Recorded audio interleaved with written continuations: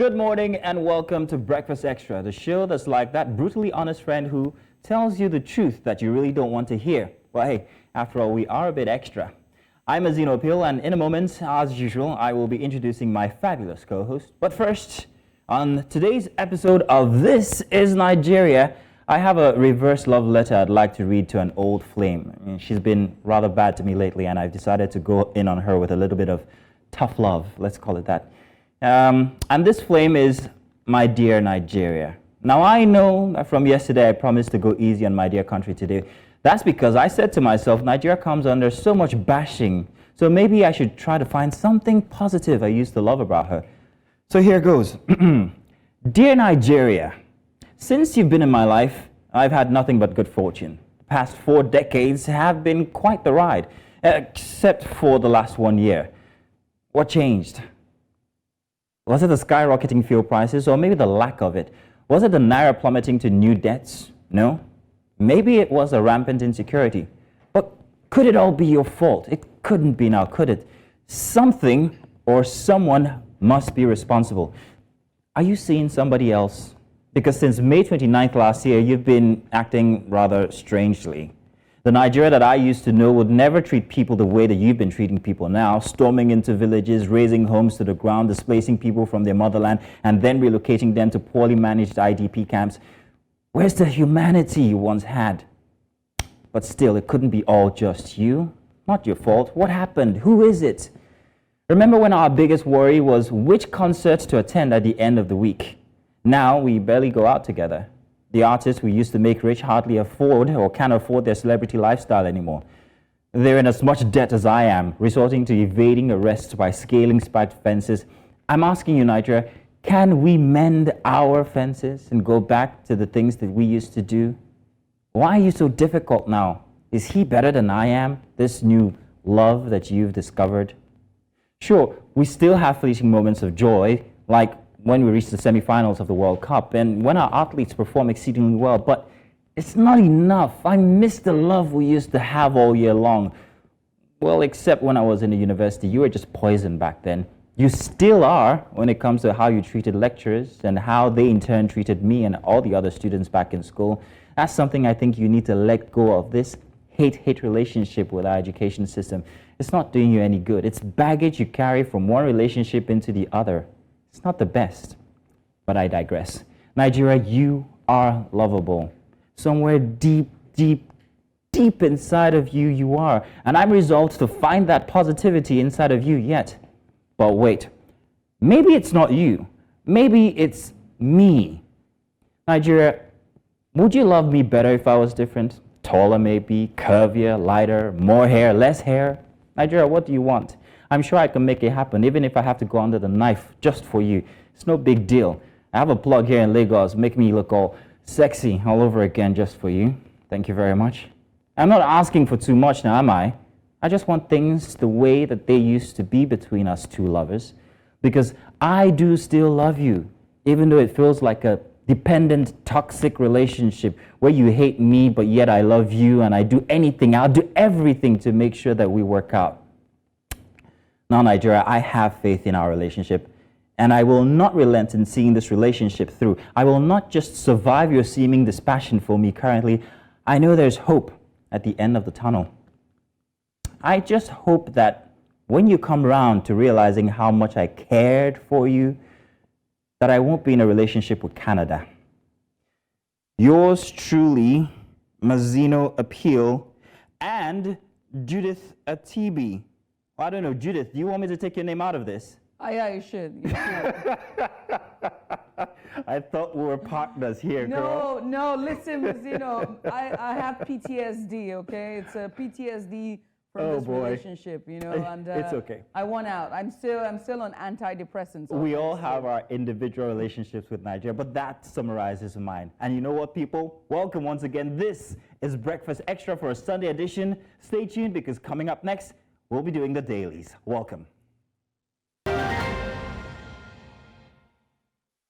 And so very good morning to you. Welcome to Breakfast Extra, coming to you live from the commercial capital of Nigeria. Let's kick off the Sunday edition of today's show, and let's bring you the front pages of the dailies this morning. And let's see what's top on the agenda for the start of another week, starting with Sunday Punch. Now, inside the Sunday Punch newspaper, our first big headline here that meets the eye: 2027 FG presidency dismiss Atiku Obi's planned alliance. That's going to disappoint a lot of people. It's on page 3. Presidency accuses ex-VP LP candidate of being trapped in election mode. Merger talks good for democracy. Ruling party won't lose sleep, says the APC. That's very interesting. Makes for an intriguing Sunday read. At the very top, marketers demand bulk supply as Dangote ends fuel import in June. Wigwe Vasti on seat Nile bays others as most expensive. Nigerian University. Sorry, that's Nile. I beg your pardon. And ban on alcohol in sachet to protect children, says NAFDAC DG. I'm going to come back to that one, Judith. FG under fire for 90 billion naira Hajj subsidy, and diagnostics test hike pushes Nigerians to treat malaria without confirmation. That's been happening. On page 42, pathetic tale of 4 graduate siblings plagued by blindness and how policeman abducted me during stop and search, extorted 2.3 million naira, Lagos businessman tells at page 36. Now, regarding the ban on alcohol and sachets, I don't know if you've noticed, not that you're a customer, but if you notice, that ban's been put it's been put for a while, but you still see these sachets on the floor, right, not in your pocket, Judith. You still see it every single place, especially in bus parks where they are the most menace. So I'm wondering exactly when this ban was and how. It was so interesting when they put the ban. People were out there fighting, or rather, they were protesting against the ban, and I couldn't wrap my head around it. Why were they protesting? Why is it so important? Why are you protesting against something that's good for you? Okay. Anyway, let's move on now to the Sunday Daily Trust, shall we? The very front page there, the very first story that jumps at you: federal projects Northeast neglected, says governors, and that's on page 7. At the top there, their feature is why baobab trees are going into extinction in Jigawa. That's a very good one to look out for. We've been talking about it for a very long time, deforestation and our climate. That's on page 45. And the next one there, right after that headline, they're just side by side, is Tinubu appoints Yayale Yoguda Jaga, others into varsities governing councils, and that's on page 10. We move away from that. At the bottom there, you see reminiscences on page 4, 5, and 6. This headline: Nigeria, let's part in peace, not in pieces. And that's on Zani Zungon Daura. You find that story on pages 4, 5, 6. And when you go to the bottom, the news: Burkina Faso, Mali, Niger form new regional alliance. And that's on page 10. Another story there on page 10 will be chaos as traders, soldiers clash in Abuja. Now, on social media, there were so many videos pertaining that, and everyone's asking, what exactly is going on? Now, you can go find that stories on page 10 as well. And on page 7, Nigeria to end petrol importation by June, and that's from Dangote. Dangote, stay one, please. Stay one, please. He should actually continue, because I like what he's doing. I wanted to make a reference to something you said about the baobab trees. Yeah. What state is that now? In Jigawa. In Jigawa, yes. Something about the baobab tree, and it's a very resilient tree. So where you find it going extinct, that means that the conditions are very bad. Yeah. Madagascar in Africa has one of the biggest population of baobab trees, and that's just a testament to how good and vibrant the ecosystem still is.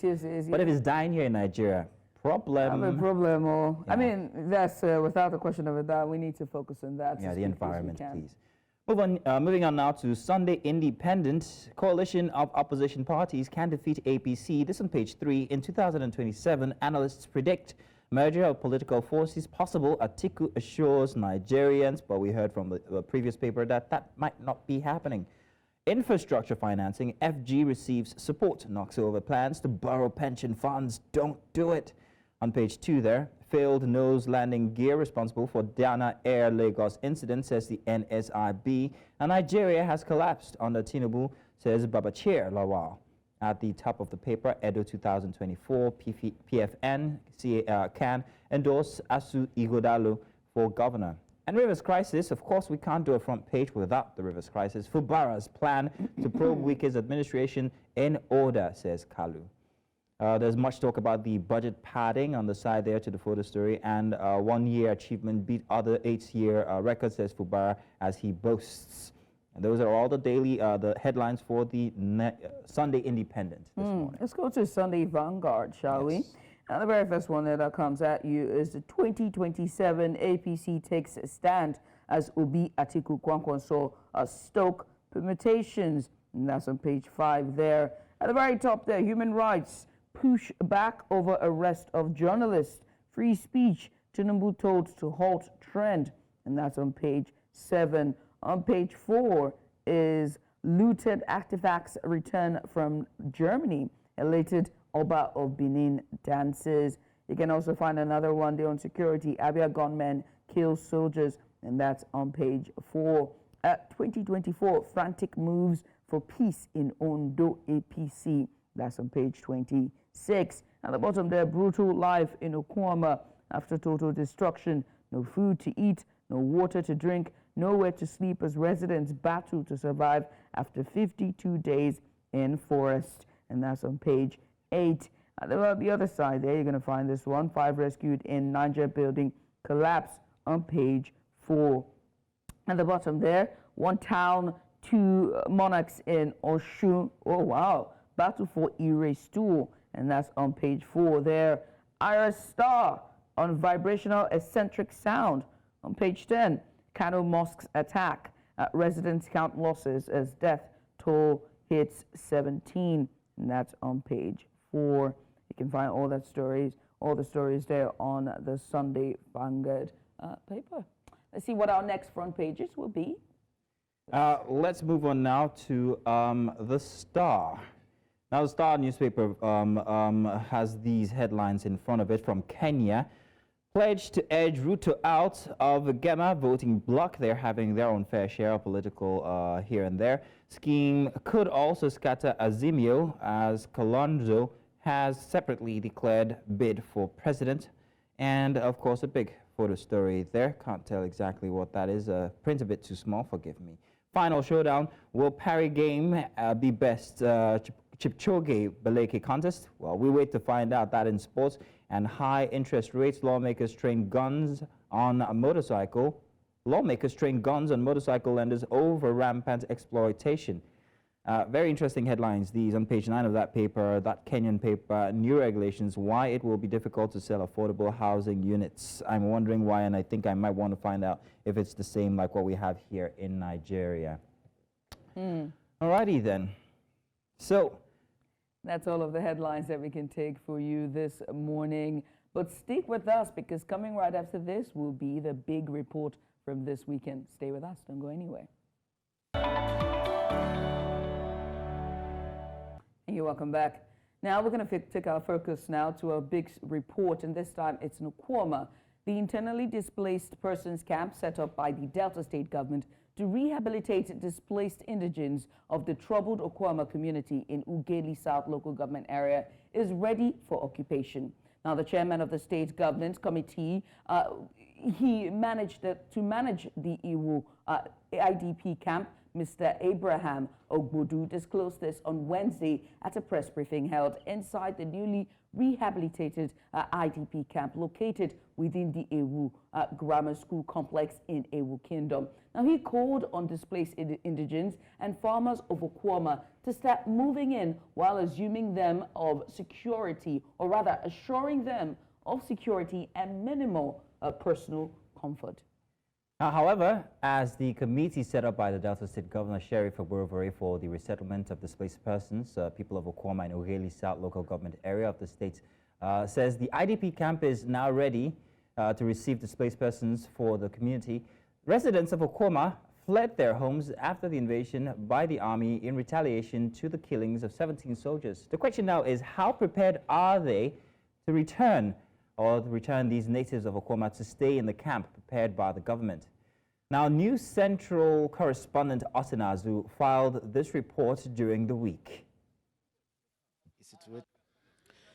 The activation of the camp for the internally displaced indigene and residents of Okwama community is coming 59 days after the bloodbath and subsequent announcements of military withdrawal from the community by the Delta State governor last week.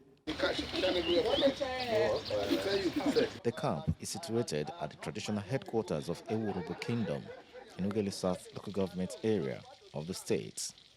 The chairman of the committee, saddled with the responsibility of establishing the camp, conducted journalists around the facility.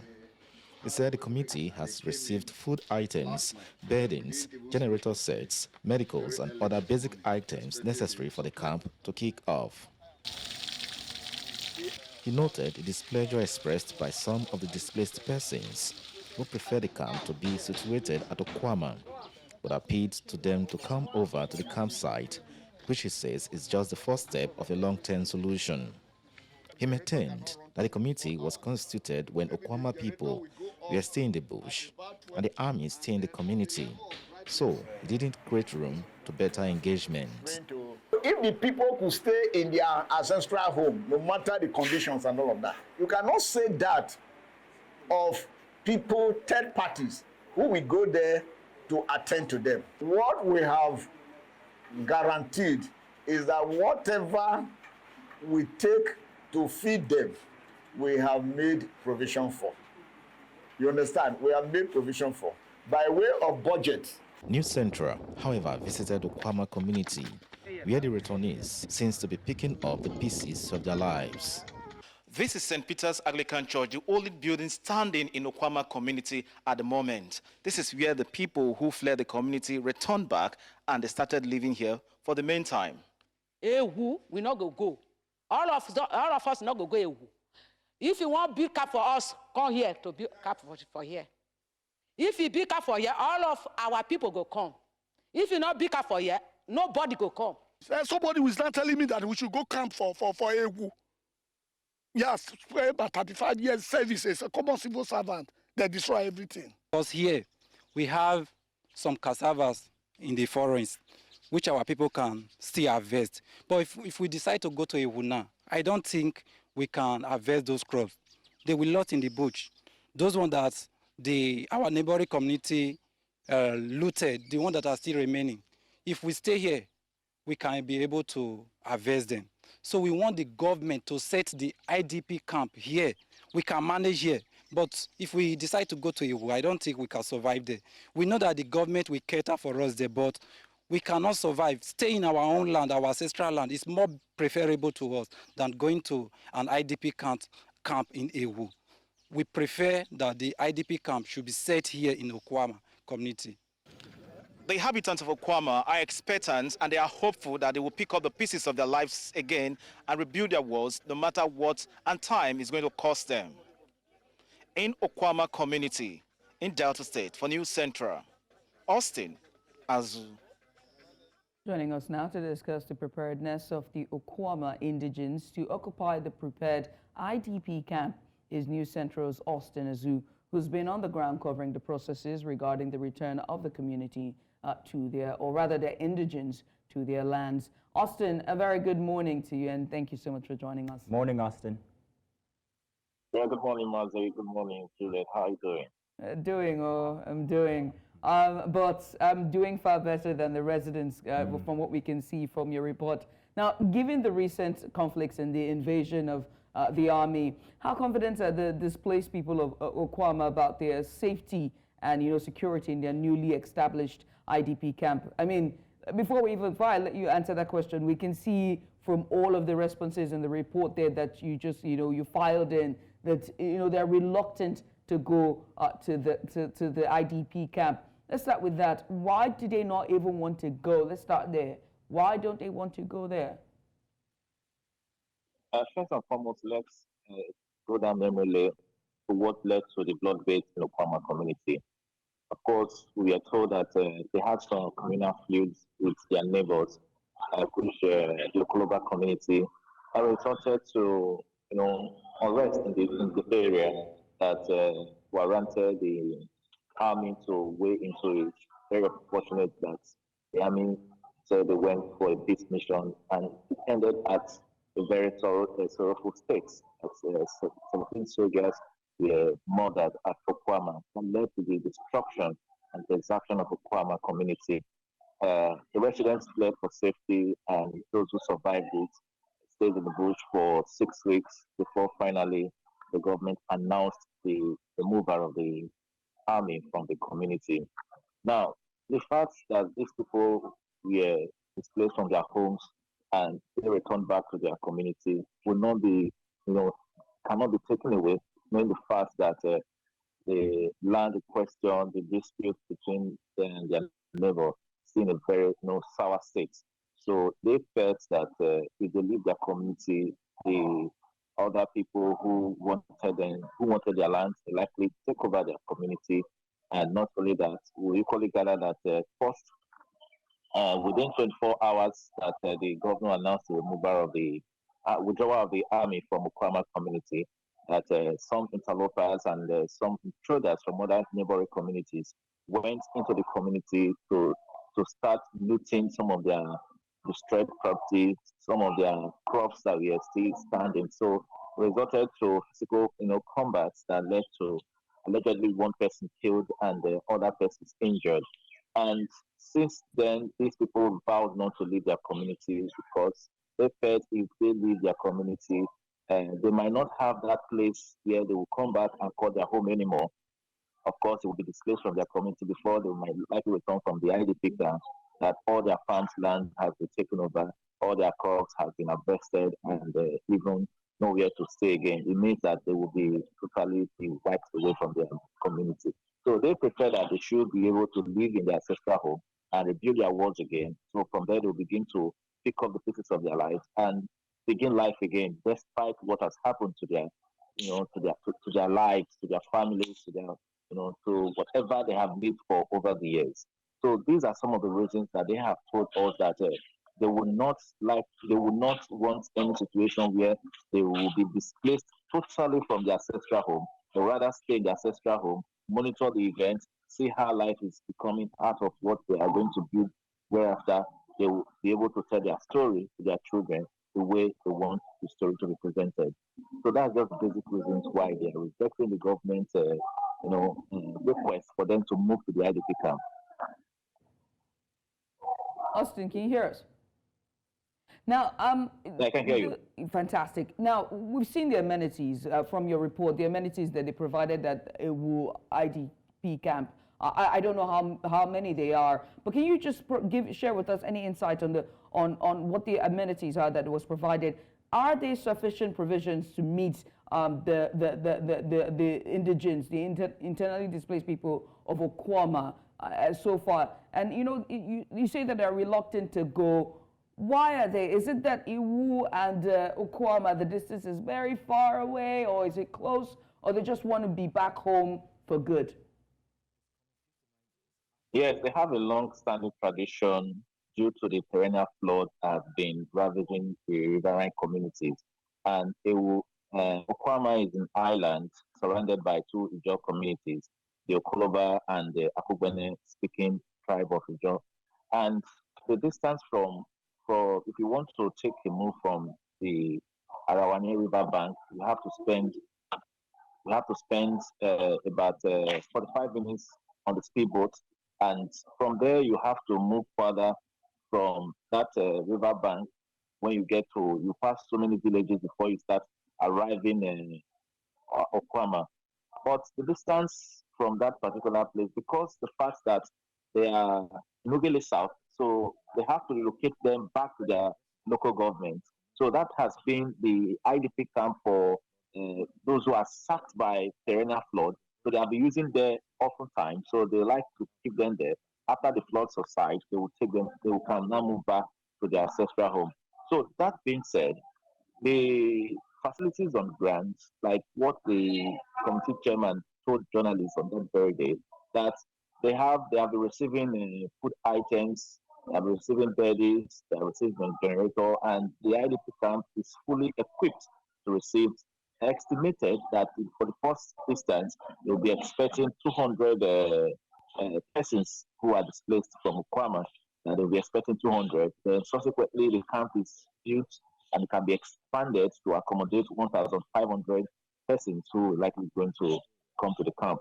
So there was an assurance by the committee that everything has been put in place, that even the governor intended that the governor also have yesterday also have gone to the camp to officially inaugurate the camp so that officially the camp will start.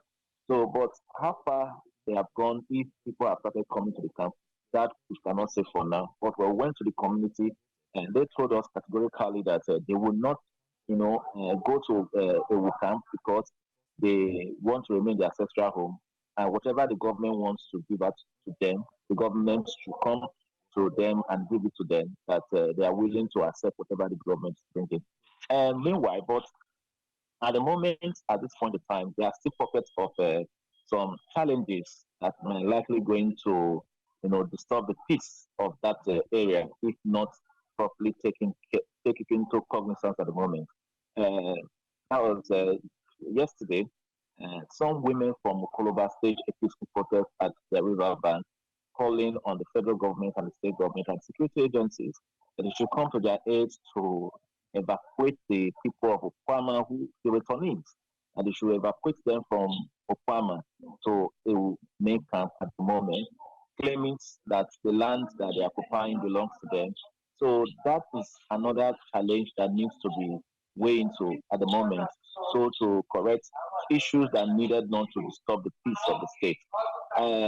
Okwama people, I think they don't, for now, no one will actually see them smiling because the only thing they have lived for over the years has been completely destroyed. And one at this point in time needs to really come out and address the issues so that we don't incur another insecurity challenges in that region at the moment.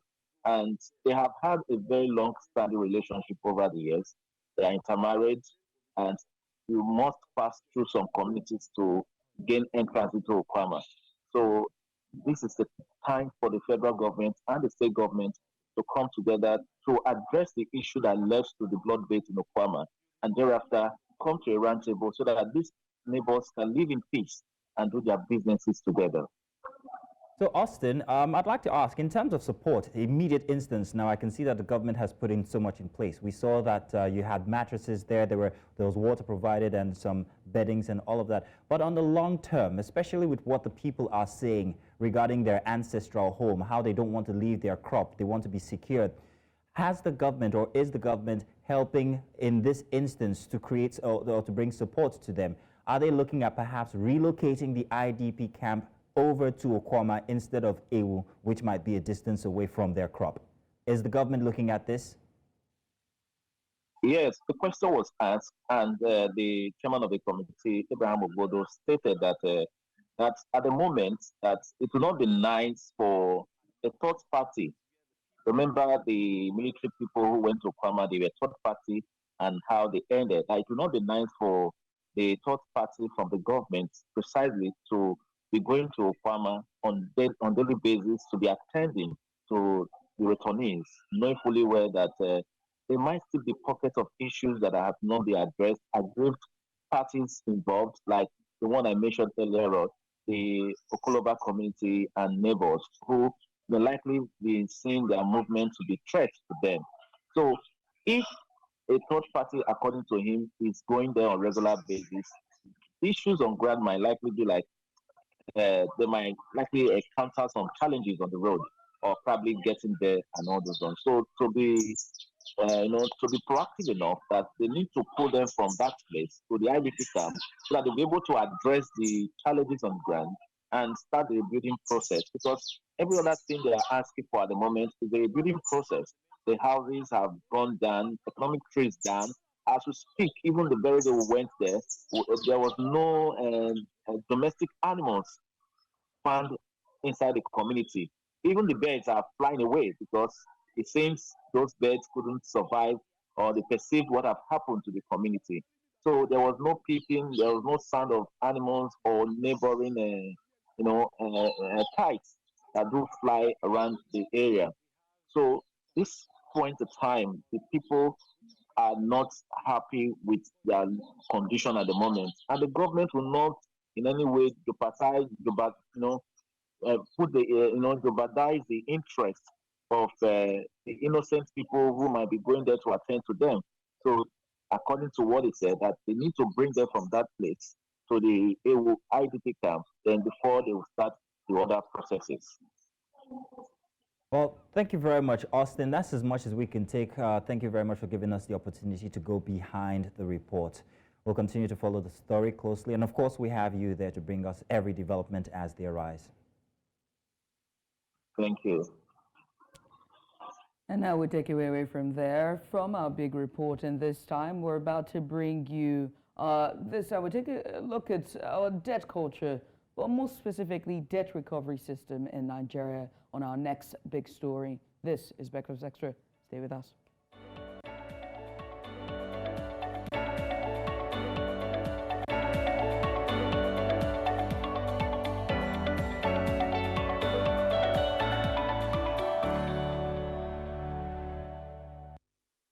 And welcome to our first big story this morning. Now, the Lagos State Police Command early last week arrested popular musician Habibu Kikiola, popularly known as Portable. Now, we learned that the controversial singer was arrested on Tuesday following his alleged refusal to pay the debt he incurred when he purchased the G-Wagon from a car dealer in the state. According to reports, Portable had only paid 13 million naira after purchasing the vehicle, which was worth 27 million naira. He was said to have refused to pay the 14 million naira in balance. The car dealer reportedly took the matters to the police, leading to the dramatic arrest of the singer that saw him try to evade arrest in a video that went absolutely viral. The Lagos State Police Public Relations Officer Benjamin Hundeyin, however, confirmed he was arrested later that day. Now, the musician regained his freedom after meeting the bail conditions set for his release following his arrest by the Nigeria police on Tuesday. It was interesting to see Nigerians react to the viral video, which brought focus to the debt recovery system prevalent here in Nigeria, where creditors resort to involving the police to recover debts from individuals. Now, one response on X caught our attention. It was from this by the Tech Esquire, and it read, quote, "The police is not a debt recovery agency and has no business to dabble into contractual disputes between parties arising from purely civil transactions," end quote. And now to discuss this, we have with us in the studio the Tech Esquire Himself, and that's Emmanuel Onili. He's a lawyer, and he joins us live in the studio. A very good morning to you. Good morning to you and welcome. Good morning. Thank you so much for joining us. Thank you. The arrest of Portable has brought to light the involvement of police in debt recovery. What is your opinion on the role of the police in such civil matters? Let's start with that. Okay, so the thing is, the police is a law enforcement agent. Ordinarily, we would ordinarily understand that they are there to enforce laws. But the thing is, even their law, the law that creates them, prescribes under Section 32, that they can't even dabble into civil issues. Now, the issue of Portable came up from a pure contractual dispute. He had reneged in paying some fees, and then they had to come pick him up. The thing is, the Supreme Court had over time stated in several cases that no, the police it's not a debt recovery agency, it's a law enforcement agent. They don't dabble into pure civil issues like that. They don't go into issues to recover debt. There's a procedure in several High Court civil procedure rules that provide for how debt can be recovered. And you go to court, you file the necessary process, and then you recover your debt, not use police to waylay the person. Even Nigeria owes debt. Are we going to say we are going to call in? We can't say we are going to call on the UN or the Interpol to come and arrest the government. We can't do that. So now, I just wanted to point out that we did reach out to Portable's management, and they said that at the moment they weren't taking interviews. We also thought perhaps maybe it's because we don't have fences for them to jump over. But then again, just wanted to put that out there. However, if you didn't stress it, they would have gone by. I wanted to ask, now, if you say the police is not a debt recovery agency, what alternatives do Nigerians have? Because we have this culture, first to go to police, 9B. What's the, how, if you, 9 win, exactly. So how do we debase that culture? And what are the alternatives? Where do we refocus our need for to secure our funds that have been recover that? Yeah, recovery. Usually, when you want to recover debt, the usual process is you reach out to the person who you want to recover the debt from. You have amicable conversation with the person, and people who owe debt are very slippery. Yes, as the case may be. So the law provides, in Nigeria generally, there are two forms. You go through summary judgment or through an undefended list. You file your application in court.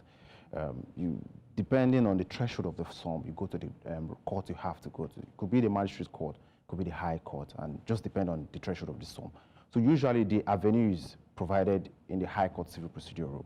Then you file the process you need to file. The summary judgment, there's a reason why it is a summary judgment. It doesn't go for 2 years, it doesn't go for 5 years. Right. Usually a month, 2 months at most, you get, it is out. That's why it is called a summary judgment. It is the process, the trial process is different from a conventional matter where you file, or let's say a commercial dispute, where you file process and then But it don't goes like people that. take advantage of that process? And I say that to ask this. For instance, in the case of a landlord being owed a rent. Now, in many cases, when the tenants take the landlord to court, you find that this case stretches for so long, and in that time period, they're living rent-free in the house. So that's a problem that the judicial system actually creates for creditors. What do you say to that? Landlord tenancy issue is quite different from debt recovery. They are two different things entirely. So the landlord tenancy issue could take a longer period of time, depending on because of the nature of a landlord tenancy issue, because of the nature of a lease or the nature of a tenancy. You see that because of you have to hear from two parties. That's why cases take long in court. Sometimes one party is reneging, sometimes another party is saying this and saying that. But in the case of a debt recovery, it is usually summarily done, such that there are instances where, or in most instances, you don't even listen to the other party because of you are coming there with a liquidated sum. The sum is actual, the sum is defined, and you say, oh, this person owes me this amount, and both of us agree that, okay, you actually owe me this amount. So you have to pay this amount because you owe me this amount. Then the court just gives its judgment because of that. It's usually very summarily done. It's usually very short, and it doesn't take much period of time like that. So this is a very high-profile case, right? It's very interesting to see. But when you think about it, now that I'm trying to think about it, we've seen APCON put X or don't enter buildings in buildings, and they're littered from Ikeja to all the highbrow areas, right? So high-profile case like this, Portable is quite a controversial character, but this high-profile case like this arrest that we've seen, it somewhat affects public perception of the police, and debt recovery process in Nigeria. I want to know about the implications. Talk to me about the implications in situations like this and the perception that the public will get from this. Okay, so what the police tries to do recently is they try to create some form of image. That's why you see that most of the PRO of several police commands across the state are on Twitter, are on Instagram and whatnot, so they can attend to people, create good image and whatnot. We have police officers who actually go away from what the law provides, because the law is very clear in Section 32 that they don't do this. They don't dabble into civil issues and all of that. But we see police, whenever you have an issue with your landlord, you pick police and come and arrest the person. And it creates very controversial and terrible image on this set of law enforcement agents. But there's a remedy for somebody who had been affected. So let's say Portable in this instance. They can file an action against the police officer or the police institution as it is to say that, oh yes, you can file an action against them to say that it's right, because that day if the viral video that went viral, you see that they picked him up, they hijacked him, he tried jumping the fence and whatnot. To catch him, the guy scaled over a fence now, didn't he? I mean, what do you do when he runs? But it impugns on his right to dignity. When he was being arrested, he evaded arrest. So doesn't that then cause them to chase and capture? He wasn't supposed to. You can't put something on nothing and expect it to stand. He wasn't supposed to be arrested in the first instance. They're supposed not. They ought not to be there. The police had no right to actually arrest. They're supposed not to be there in the first instance. So the fact that they came there was even putting something on nothing and expecting it to stand, and it shouldn't stand. Now that's the critical point there, because that's what people need to hear or understand regarding. That's what the police needs to. Okay, sorry.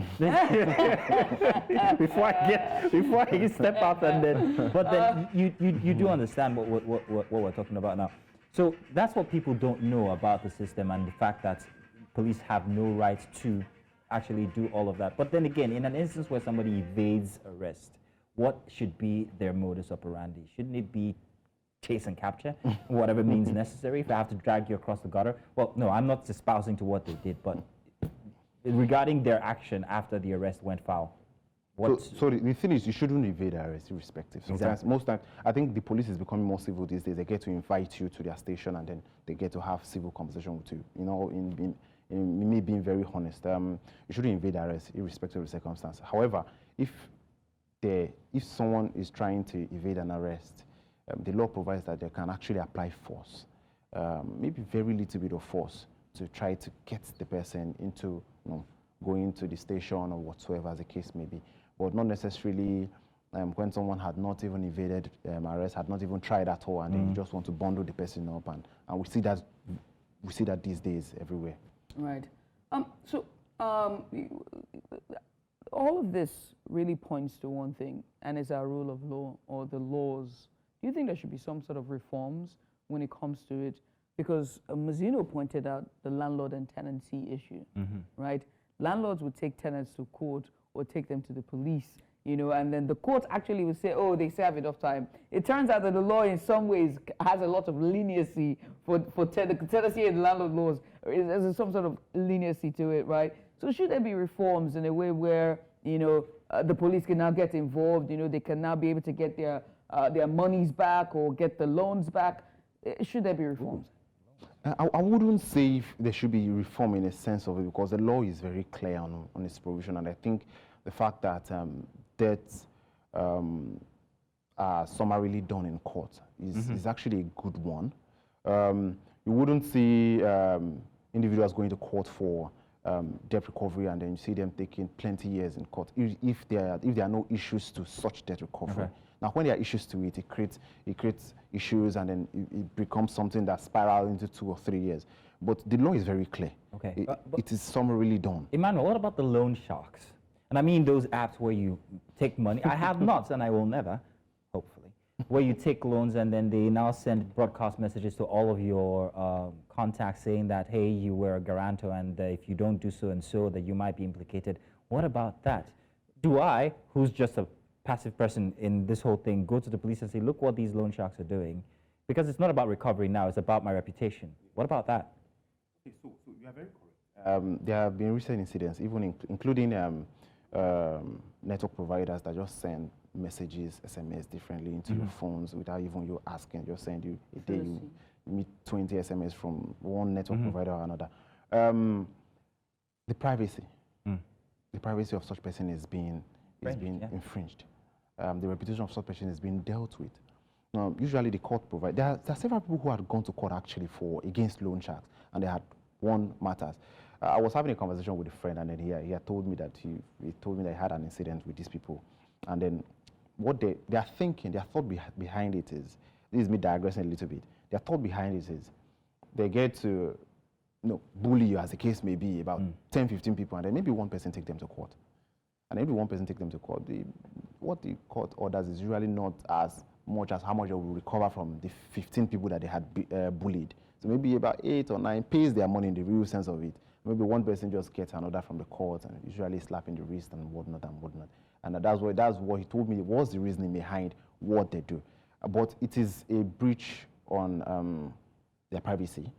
Anybody who is very angry or who felt that his privacy has been infringed with can go to court and go and declare his right, and then the usual thing will be done. So in I think it was late quarter of 2022 or the first quarter of 2023, the agency in charge of Consumer Bureau, I think, or the Privacy Bureau, one of them actually asked Google, I think it was Google Play Store or Apple App Store, to revoke their access to the contacts. So what they did was, all of the apps have contacts. They have access to the user's contact. When you are signing up for those things, you agree to accept the contacts, right?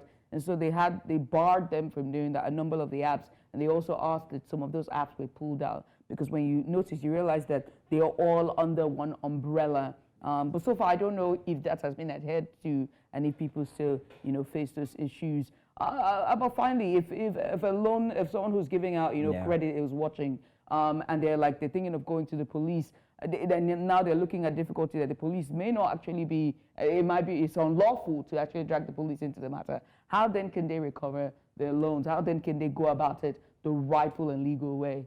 Well, the law is very clear. Timely. There we go. The law is actually very clear on the provision on how to cover loan. Small claims, magistrate courts or high courts. The law is very clear. It's very easy. You file what you have to file, and you have to do what you have to do.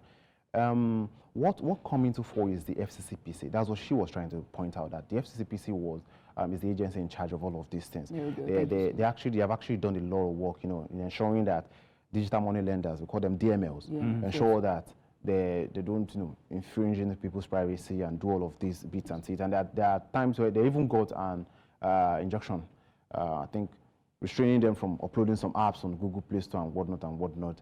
And then we can see all of these things going on. So essentially, what loan apps get to do is that they get to apply to court, or many of them are actually, they get to apply to court in the real sense of it. Small claims court, magistrate court, depending.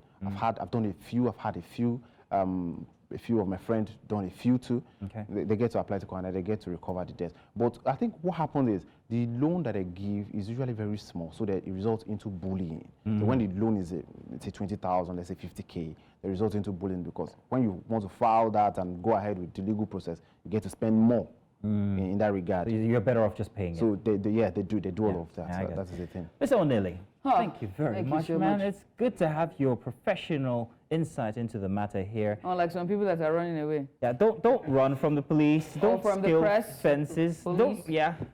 Just pay your debts, please, or just don't collect it in the first place. Thank you very much once again. you again. And thank you for sticking around. We've got the news at the top of the hour. If you stick around, we'll get to tell you what's happening so far. And then when we get back, still more inside of Breakfast Extra. Stay with us.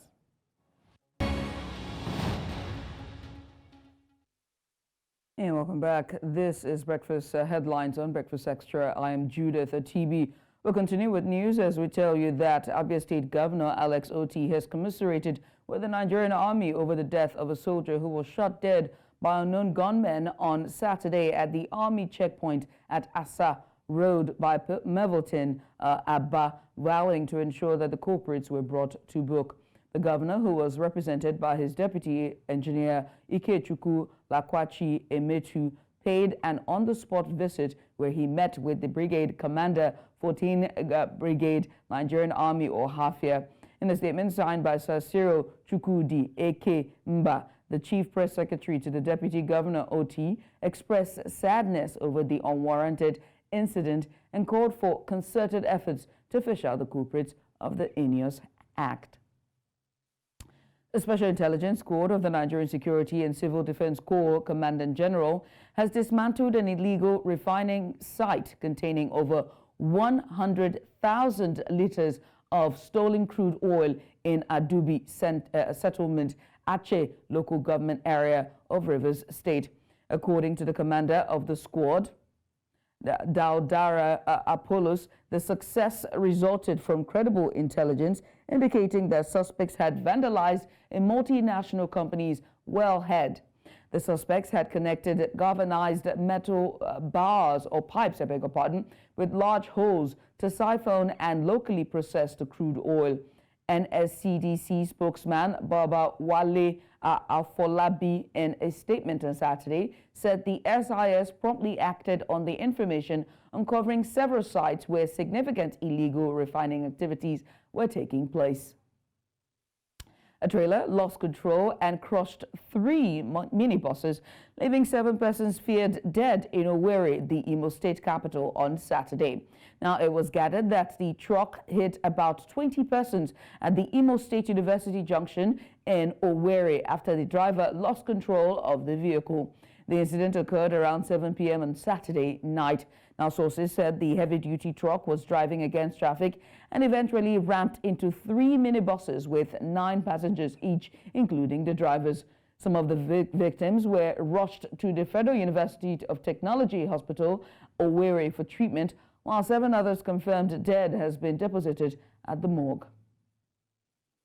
Move away from that now to educational sector in Nigeria, as they have been faced, or rather they are facing several challenges, including access to quality learning. However, Nigerian classrooms are seeing a gradual shift towards technology aid learning, with educators embracing the potential of educational technology to enhance learning. News Central's Chidima Ona has more in this report. More than 10 million Nigerian children are out of school. For those in school, the quality of learning is deficient, as 75% of primary school pupils can't read with understanding or solve a simple math problem.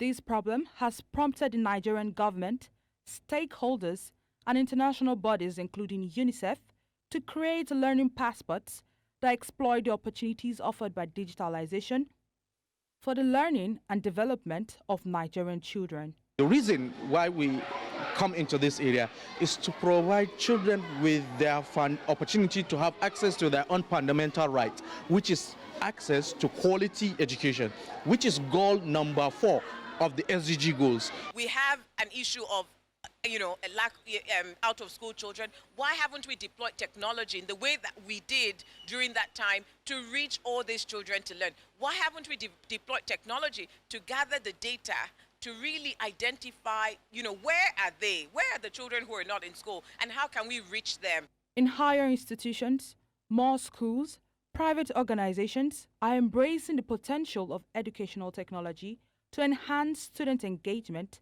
and knowledge retention. As a country, I think Nigeria needs technology to solve a lot of our societal problems, to be able to also gain access to education at the highest quality. Also the role of leadership.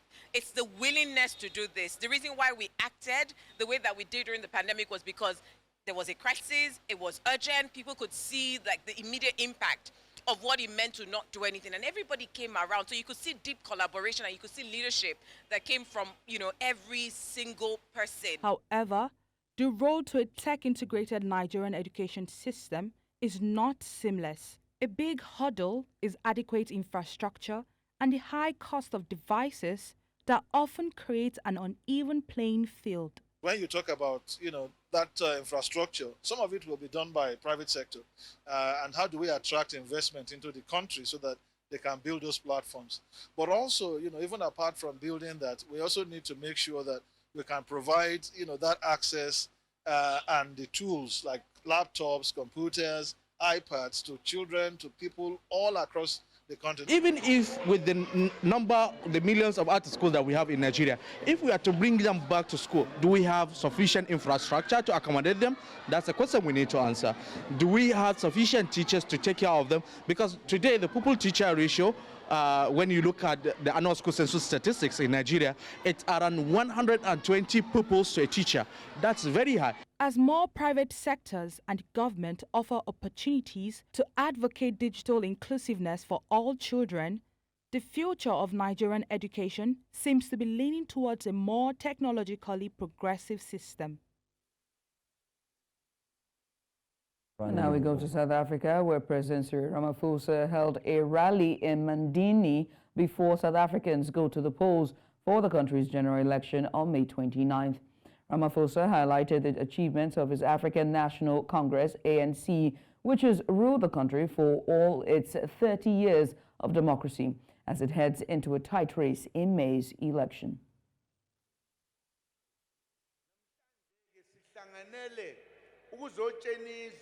Ukuthi sizoliphatha kanjani nathi sonke malungu sazi ukuthi iMK izoliphatha kanjani lelizwe noma ngabe use-Western Cape noma ngabe useLimpopo noma ngabe umaphi sizobuswa umthetho owodwa sonke.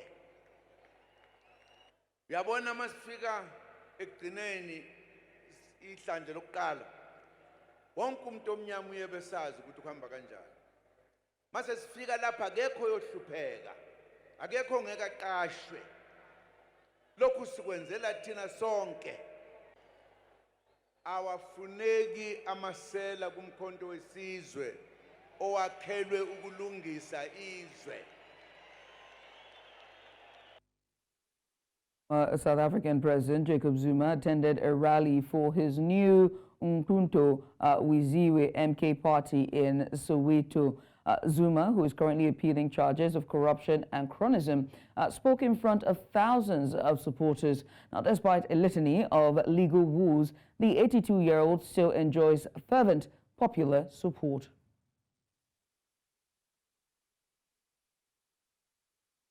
And that's all on the headlines at this hour. It's back to Mazzino and me. Well, that's strange to hear, but hey, you're welcome back anytime. We are going to definitely be having a very interesting conversation about Labour walking out on the FG for that 48,000 naira wage offer. So please come back already. Let's have this conversation. There's no food, Joe. Choose this. Come on over.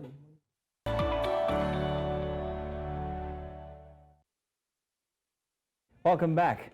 Now, early last week, the Nigerian Labour Congress and the Trade Union Congress expressed disappointment over the 48,000 naira minimum wage proposed by federal government, saying that the wage proposal is insensible and significantly short in meeting the needs of the average Nigerian worker. The president of Nigeria Labour Congress, Joe Ajero, and the vice president of Trade Union Congress, Tommy Etim, made the assertion in a media conference immediately after the national minimum wage negotiation with the federal government in Abuja on Wednesday. The union leaders said government's failure to provide any sustainable data to support their offer exacerbates the situation, adding that the proposed amount lacks of transparency and good faith, undermines the credibility of the negotiation process, and erodes trust between the parties that are involved. Right. The negotiations resume on May 21st, after indications that the government may increase the proposed amount. The chairman of the tripartite committee on national wage or minimum wage, Alhaji Bukar Guni, invited the labor leaders to continue negotiations. NLC's president, Joe Ajero, insisted on a minimum wage of 615,000 naira, blaming the government and the organized private sector for the breakdown in negotiations. Now, the Director General of the Nigerian Employers Consultative Association, NECA, Adewale Smart Oyeride, urged the unions to reconsider the position and return to the negotiation table. Yes, now joining us to shed more light on the issue is Ismail Adejumo, PRO NLC Lagos chapter. You are welcome, sir. Good to have you here. Thank you for having me on News Central this morning. Yes, and thank you for coming and showing enthusiasm in actually coming. We want to point out that he was very enthusiastic in meeting us today. Unlike some people. Now, so we'd like you to elaborate more on Labour's position and also Congress' position, the trade union. This 48,000 naira minimum wage, which they walked out on initially, but have resorted to coming back for more renegotiations.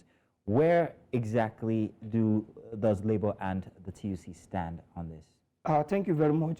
First and foremost, I need to commend Nigerian workers generally for their resilience, for their doggedness, for their steadfastness, and their keeping faith with the government despite this provocative situation. Before now, you agree that most of the labor leaders are looking towards having a reasonable amount for Nigerian workers, so that at this time where the economic situation is very, very harsh on an average family, that we can now be talking of a living wage, not even minimum wage. Because if you look at all the indices that determine a decent living, everything has gone up. Nigerian Labour Congress and the TUC, the two labor centers, are very, very proactive in engaging the government by working out a template that is sustainable, that will not be just a kind of starvation, because what they are proposing at the moment is a form of starvation, putting an average family into perpetual poverty. And that will not help us, because there is need for government to work towards motivating the workforce to be productive and to create more wealth, because the wealth of the nation is created by the workers. So, sir, let me ask. Now, the NLC is proposing 615,000 naira. Yeah. The government is proposing 48,000 naira. The NLC has told that we're taking a look at the average Nigerian worker and family person. Yeah. And this is why 615,000 naira is the relevant fee that we are, or amount that we're proposing. What indices is the NLC expecting the government to also bring forth to substantiate their proposal of 48,000 naira? And while you're doing that, also, if you can put in the private sector and their proposal of 78,000 naira as well. Thank you very much. The proposal and the template is so robust that even the private sector, as we speak today, the minimum wage within the organized private sector is 78,000 naira as we speak. Now, we are talking of a country where the inflation rate has gone to about 34.something%. The consumer price index, everything has gone up. The food inflation, everything is out of the reach of a common man. And government is talking about 48,000. Where does it go? Where can we go from here? This is very, very insulting, and in fact, a sign of provocation to the labor leadership. Because to sustain as a family, an average of family of 4, because the government regulation says that you must not have more than 4 children. Any other extra is at your own expense. For 4 and a father and mother, definitely that is a family of 6.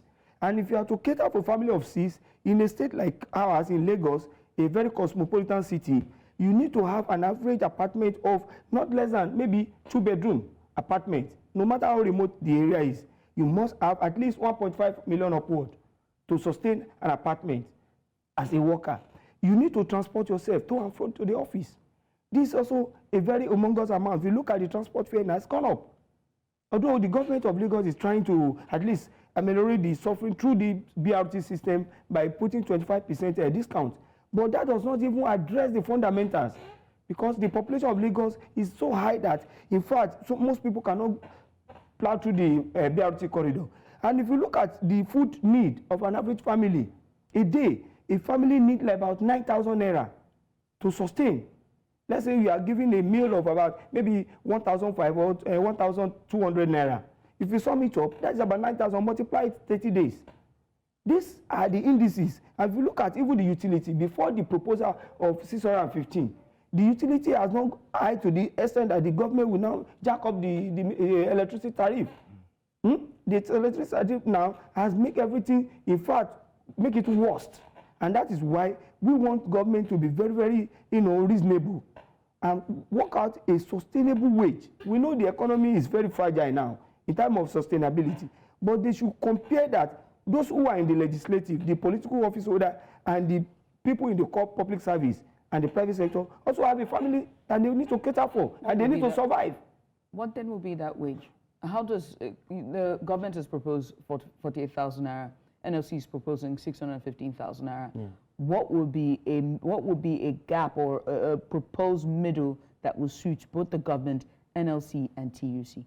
That is subject of negotiation. I'm not to determine here now, because the template is very, very robust. In fact, I can run it down for you. I have some indices that form that 615. Where it's in the media, where we roll out a press conference to give the details of what constitutes 615. Anybody that is any less than that 615 will be any what we call starvation wage. And the family will be subject to perpetual poverty. Many families as of today are living in multidimensional poverty. They cannot survive.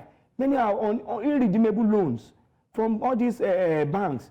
And for people to really be motivated and add value to the public sector in terms of productivity, they need to have a wage that can take them home. What we earn today cannot take us home. So definitely is a window for people to be indulging in corruption. And that is why we are telling government that they need to be sensitive about the plight of the workers, both in the public and the private, to set out a minimum wage. We know the minimum wage is a matter of law. It's not what government can just wake up overnight and pronounce. And that is why this process have come through the tripartite committee. Both the organized private sector, the government side, the labor union, all of them are represented.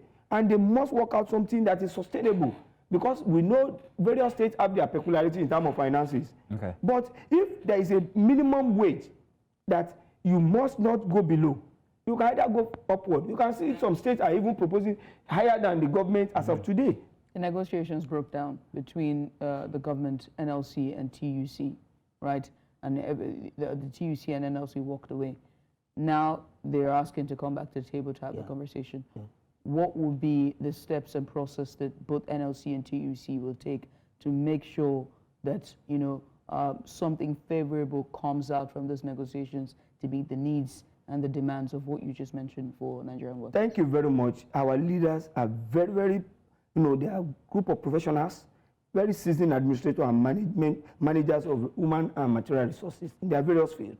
They also have experts in their midst that look at all the economic indices. We are very mindful that the economy must not be, be put on a level that will not be sustainable, because if there are high wage, definitely it's bound to bring about hyperinflation. Already what we have now, what they are proposing is very, very ridiculous. If you look at a bag of rice as we speak, it's not even measuring to what they are proposing to an average worker. It's an insult on our collective sensibility. The government must come back to the table and reason and dialogue constructively with the labor leadership that we trust, that we have put forward, the likes of Comrade Joe Ajero and the comrade of TUC, Osifu. We believe in them, and we know they will surely work out a reasonable wage for Nigerian workers that will be sustainable for all government at various levels. We know the government has expanded the tax net. The revenue of government has increased as a result of the removal of subsidy. So what they are realizing as a additional revenue, they are appropriating to all the states and the local government should also have effect in the life of an average Nigerian. So how does the NLC and TUC expect to do this? Now let's remove strike. Let's say the negotiations do not go any further. What other apparatus do the unions have that does not include a strike action? The most sustainable and ideal negotiation skill is to dialogue, is to negotiate. And we are open to negotiation and dialogue from time to time. That's why you see the labor leader, we are not just like any other person that will go on strike. There are procedures for going on strike. There are rules of engagement. Before we go on strike, we'll have given some notice, we've given some ultimatums to government to yield to our demands and reason. So if government fails to do this, we may not have choice based on our member, because we need to report back to them. There must be feedback. They send us to go and speak for them. And when we are not meeting their demands and yearnings, we have to report back to them. Whatever they want is what the leadership will propose. And that is why we are telling the government that they should not make the economy, the country labor environment to be so hostile and strained that workers will not have any choice than to embark on strike. Strike should be the last resort. Because if we don't demand for what our member wants, definitely yes, the these leadership demands will be held responsible as are people that have compromised. So, sir, but the question still remains, apart from strike and say the negotiations break down, what other apparatus? Because it's like people are asking, the NLC doesn't have any other thing apart from strike.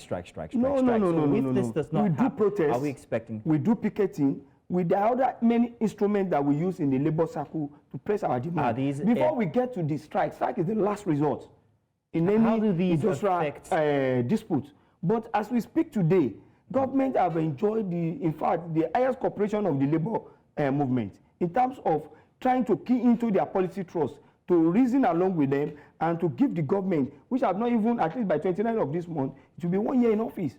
So there must be a kind of reevaluation. This policy they have introduced, is it really working? Is it meeting the yearning and aspiration of Nigerians? If it's not, then they have to do a retrospect and withdraw some of the policies that are anti-people. So that the greatest essence of any government is to bring about greater happiness to the greater number. Yeah. And if that is not met, definitely something must be done urgently on the part of government. And we do appreciate the fact that the NLC and the TUC are fighting for the average man. However, it seems like sometimes when you're fighting for that average man, you're still causing injury to him. Because if you do picketing, let's leave strike now, it will still cause his disadvantage, whether you like it or not.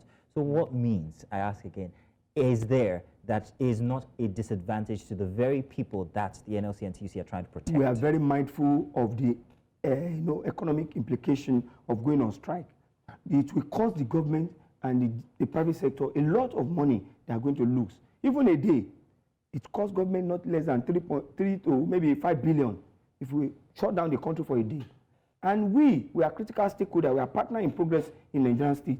We will not allow that to happen, except government push us to the wall without trying to reason, you understand, and dialogue with the leadership. Because we are open to negotiation. That's why you see they move out of the negotiation table for government to bring out a reasonable card to the table. Because we are proposing 615, which is a living wage, a kind of a very reasonable wage to sustain an average family. In the country where the inflation has gone to about 34.something%, where the food inflation is on the high side, and people cannot survive.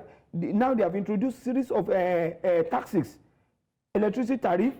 Now there is a lot of tariffs in the banking sector, the utility like the DSTV2, all of them are increasing. So where do we survive from here? And the president told us that Nigeria should allow to breathe, to allow us to breathe. If we cannot breathe, then we will push us to a point of suffocation. And from suffocation, we die. People are dying already. You said your strategy is to be able to ensure that this happens is negotiation and dialogue. What are those? It has to be strategic, right? Yes. Because clearly, the very first negotiation both TUC and NLC walked out on it and it fell through. What are the strategies that you're going to employ to make sure that something substantial comes out for the next meeting? Definitely, the leadership have the skill, they have the capacity. We have trust. We have so much trust in them. I've said it earlier on. The likes of Comrade Joe Ajaero is the commander-in-chief in Nigeria as far as labor movement is concerned, along with the TUC president. They are men of impeccable character. They are very distinguished Nigerians. We don't know them for, anti-people, rather than progressive unionism. And we believe in their sense of judgment, that they will come to conclusion with the government to come out with a reasonable wage that will be sustainable for an average Nigerian worker, both in public and private sector. Right. And lastly, on the side of the government, I know that the members of NLC or the executives that were there from both NLC and TUC expressed expressed that the members of government who were at the committee, or members of the committee who were at the negotiations, were insensible to the matters of the people. So I would like for you to speak to that part of it, especially to the tripartite committee, those who will be there for the next negotiations. In any negotiation, if you want to put a proposal, you must back it up with empirical statistics. So our own that we propose, 615, is detailed. We have everything from education need of Nigerians, the housing need, the food need of an average family, the health expenses that they need to incur, their utility, and so many expenses that they need to incur to survive as a family in Nigeria. And that is a most sensitive thing that government need to be reasonable about. And that's why the leadership use that word. They are abusing our collective sensibility. Because if the organized private sector, their least minimum wage as of today is 78,000 naira, and the people in the public sector are earning 30,000 naira, apart from the wage award that was introduced, 35,000 to augment because of the harsh implication of the subsidy removal, then government should be reasonable to push forward and see something that we at least ameliorate the suffering of Nigerians vis-a-vis, the current economic reality. Because a bag of rice today, a bag of gari, a bag of rice is going to be about 60 to 70,000. I don't know. More. Depends on the state. More. And gari now is also going very high. The same thing with beans. All these consumables. This is where worker can survive. So but if it is not affordable, our purchasing power has been eroded. People cannot purchase. The only way to increase the purchasing power of the workers and the people is to redistribute the wealth through a reasonable and a sustainable wage to workers, because they need to go to the same market. The legislators that are earning millions, earning fabulous allowances, they are not special Nigerians. They are not contributing more, especially to the people in the core public service or in the private sector that need to also survive. So for us to survive as a people is what we are fighting for. We are not asking too much. So we are not too dogmatic that whatever we have proposed should be the fixed thing. But government should be able to shift ground to see what is reasonable, what is sustainable with the economic position of the country, so that we can all move forward together as a people, and Nigeria will be more prosperous. So let me get this straight. What you're saying is, if they're going to bring any number, they must bring their own indices and statistics to back it up, to be transparent. Definitely to back it up, because our own proposal, by the United Nations standard, that is, for a family to feed for a day, we need about $2, one person. And if you translate that with the exchange rate, put it together with all these indices we have enumerated, you agree with me that for 615, it's not bad, except we, government, knows that, okay, we have a lot of debt that the government is servicing at the moment. They have all of that challenges that's confronting the country at the moment, vis-a-vis the past administration inadequacies. And all these things, we put it together, we'll be able to reach a position, a compromise, that yes, at this point in time, we can have a middle lane that, okay, out of 615, let's go even by the way of the organized private sector, which have already proposed 78,000. A state in Nigeria, those states have proposed 70,000. So how much the federal government will be proposing 48,000? I think that is very, very ridiculous at this moment. They need to do something urgent to at least build confidence in the Nigerians, because the president said the campaign on the renewal that will give Nigerians a living wage, not just a minimum wage. And that 48,000 is nowhere near what we call a sustainable wage, not to talk of a living wage. So my final question for you will be, suppose the government comes to an agreement, or wants the NLC to come to an agreement where subsidy is provided, or maybe this or that, I'm not being specific now. Would the NLC take that option? Subsidy will be provided. Definitely, there have been the government of like Lagos have been doing some food palliatives subsidy. They have been doing palliatives in the transport sector, subsidizing the BRT boxes, and some other palliatives to cushion the effect of the subsidy removal. But be that as it may, the federal government promised to introduce the CNG buses, which will make transportation much cheaper, because one of the major expenses that the workers incur is transportation. Most offices don't have staff bus. So will this be welcome? Definitely they need to go into that and also work on our refinery. They promised in the last agreement that at least 4 of our nation refinery, 2 will be working. They are home with the Port Harcourt refinery. We want to see results in this regard. So will it be welcome if and they choose that route? And the Dangote refinery also, we believe at least it's working, but it's not producing at a rate that is sustainable locally. We only hear that it's producing diesel at a rate that is not even, palatable to the economy locally. So if our refinery, local refinery is working optimally in full capacity, then the production cost will reduce, because they are taking the crude out of the country and they import it back. And the exchange rate is to determine the import and export of the product. So this is mind-boggling. So Mr. like I asked, it's not sensitive. Will it be welcome if they were to introduce more subsidy and say, let's stick to that 48,000, or maybe just increase to the private sector suggestion of 78,000? That is what I'm telling you. Will they accept? That 48,000 is not a reasonable benchmark. But will they accept if they subsidize? I don't see the leadership accepting that, because it's far short of even the private sector current benchmark, which is 78,000. So anything reasonable should be something from 250, 300,000. Oh, there we go. At the moment, got the figure, because I asked. Yeah, that's what we're trying to do. No, we've been working on different statistics, because we are partner in the progress in Nigerian projects. We don't want Nigeria to collapse. As much as we are sensitive about this condition, we should also the government should also be reasonable that an average family in the public service or private need to survive. So that they will not indulge in corruption, because we are trying to reduce corruption and, if need be, eradicate it. Mr. Adejima, that is the only way we can have economic prosperity. I want to say thank you for your very, very fiery contribution to our show this morning. Thank you. It's my pleasure always to be here and to lend my voice as a labor leader and a big voice. The yearnings and aspiration of Nigeria. Thank you. Thank you so much. Thank you. Thank you very much. And that's all we can take at this hour. You're watching Breakfast Extra. Coming up, we will take a look at our weekend warrior section. And this time for this weekend, we're going to be talking about a warrior that has done quite a lot. You want to stick around for that one? Stay with us.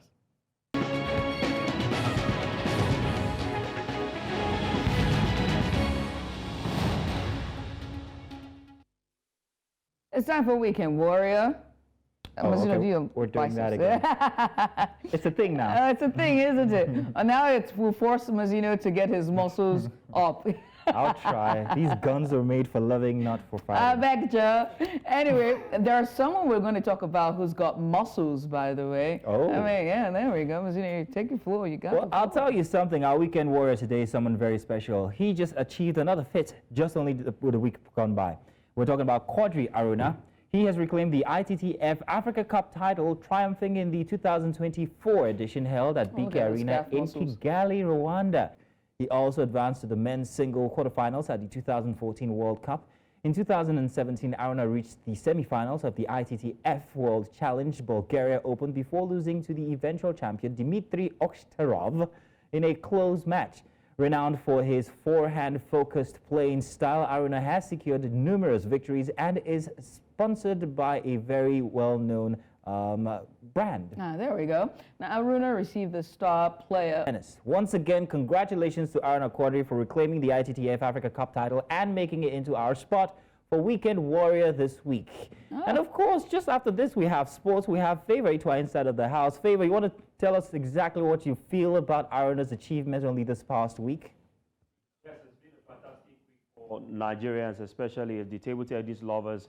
After Aruna Quadri achieved this feat, don't forget, it was a tournament without Omar Assar, the defending champion before now. I mean, he was injured, and that gave an opportunity for Haruna Quadri to go all the way. Yes, he had Olajide Omotayo, a Nigerian table tennis player, in the semi-finals, and we were all looking forward to an all-Nigerian final, but Olajide Omotayo lost in the semi-finals, and it was all about the Egyptian and Haruna Quadri in the finals, and it was an easy one for him. He won all the sets, and he was able to reclaim the title he lost in 2018. For Haruna Quadri, he has been consistent over the years, always going and ensuring that he gets one thing or the other to keep him up in the rankings. He's currently ranked amongst the top 20 in the world, around 19th position. Yes, Omar Assad has a better ranking than him. He's around 16th in the world. But then you also look at Nigerian table tennis as a terrain that he has mastered, and even in the world scene. And don't forget, he's also qualified for the Olympics in Paris. That's a beautiful one also for him. And what a way to cap it up, winning the ITTF African Cup, and he's the African champion at the moment. That's a fantastic one for Haruna Quadri.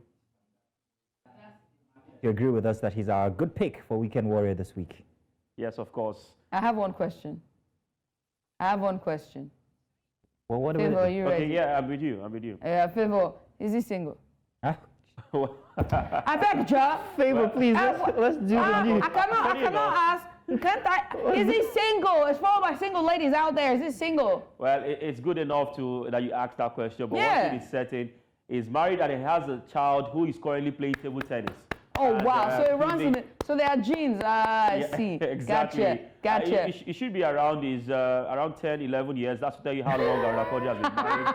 So, but then, of course, the ladies will always want to celebrate the star man, Haruna Quadri. But nevertheless, I think there's something that might happen if the wife catches or anybody. I beg. Listen, this is only for journalism purposes. We're about to find out all the stats. Research and put it out for research purposes, right? And that's journalists have to do their job to make sure that we understand every facet of him, personal and professional life. But Favor, thank you for saving me with that one.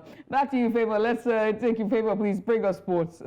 All right, of course, sports on Breakfast Extra. Let's quickly still stick with, of course, table tennis and let you know that the number of Nigerian table tennis players heading to the Paris 2024 Olympic Games has risen to 3 after Fatima Bello defeated Algeria's Linda Lorabi 4-2 in the final of the second stage of the African Olympic Qualification Tournament in Kigali, Rwanda. Now, Bello, who initially lost to Cameroon's Sarah Handful in the first stage, bounced back to secure her spot in the women's singles.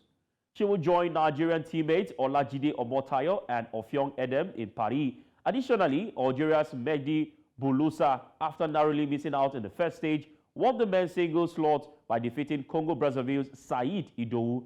Now, Cameroon's Handful also qualified for the third Olympics, and Madagascar Fabio Rokotora Marinana made history as the first Olympic table tennis player from his country. All right, fantastic one right there for Fatima Bello. It's all about Nigerian athletes and table tennis players heading to the Summer Games in Paris. Now to athletics, where Nigeria's Ese Brume achieved the season's best of 6.8 meter at the Adidas Atlanta City Games, securing third place in the women's long jump and meeting automatic Olympic qualification standard.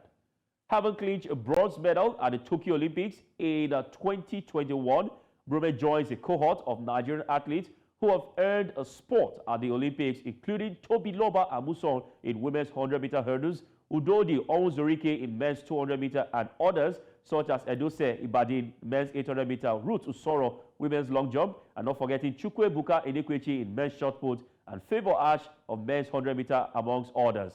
It is an interesting time for Nigerian athletes entering into the games. Athletics also poses to be a sport that we might also get medals.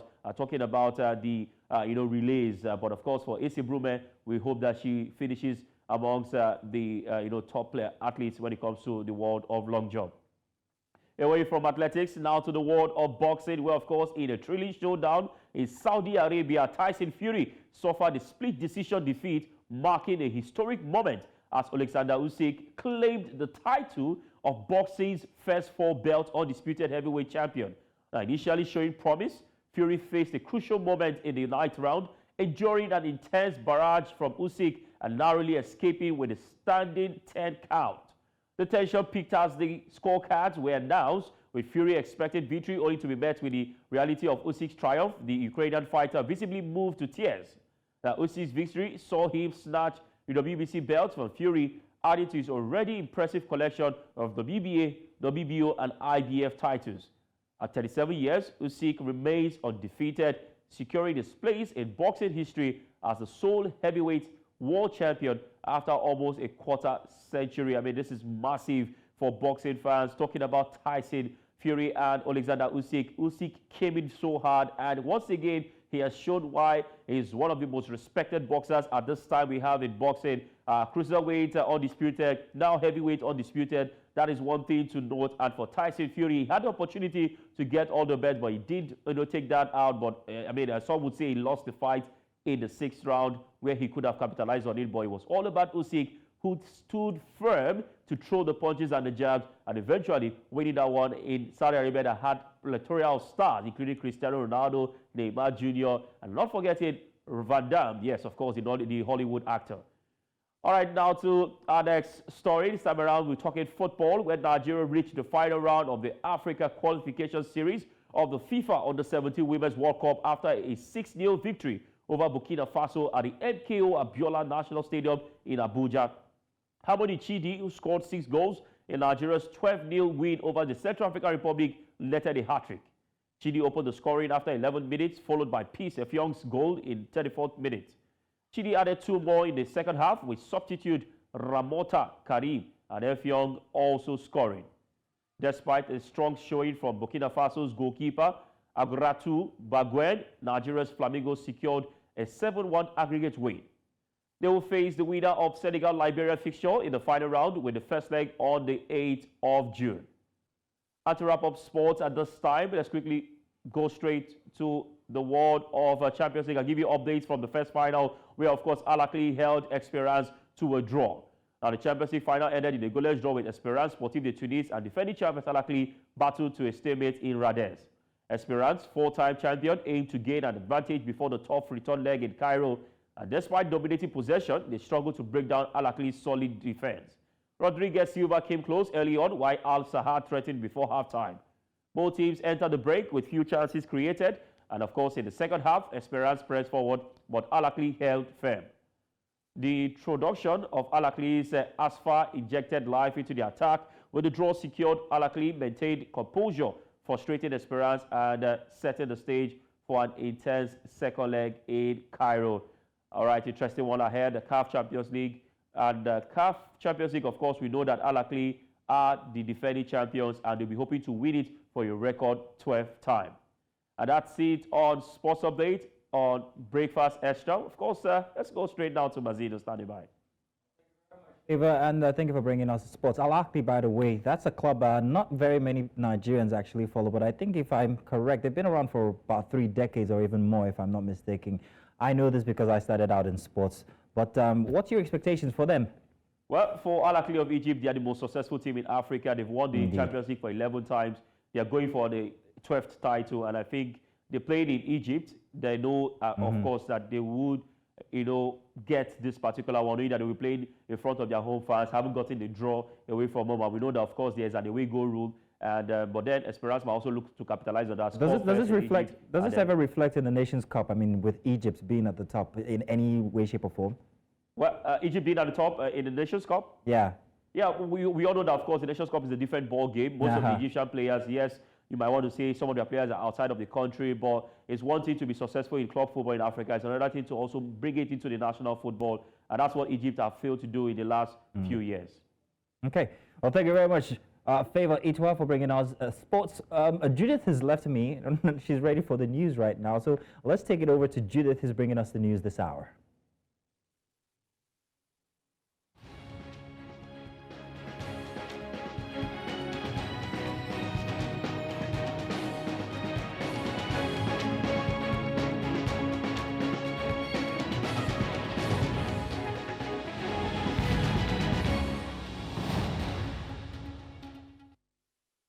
And welcome to Headlines on Breakfast Extra. I am Judith TB.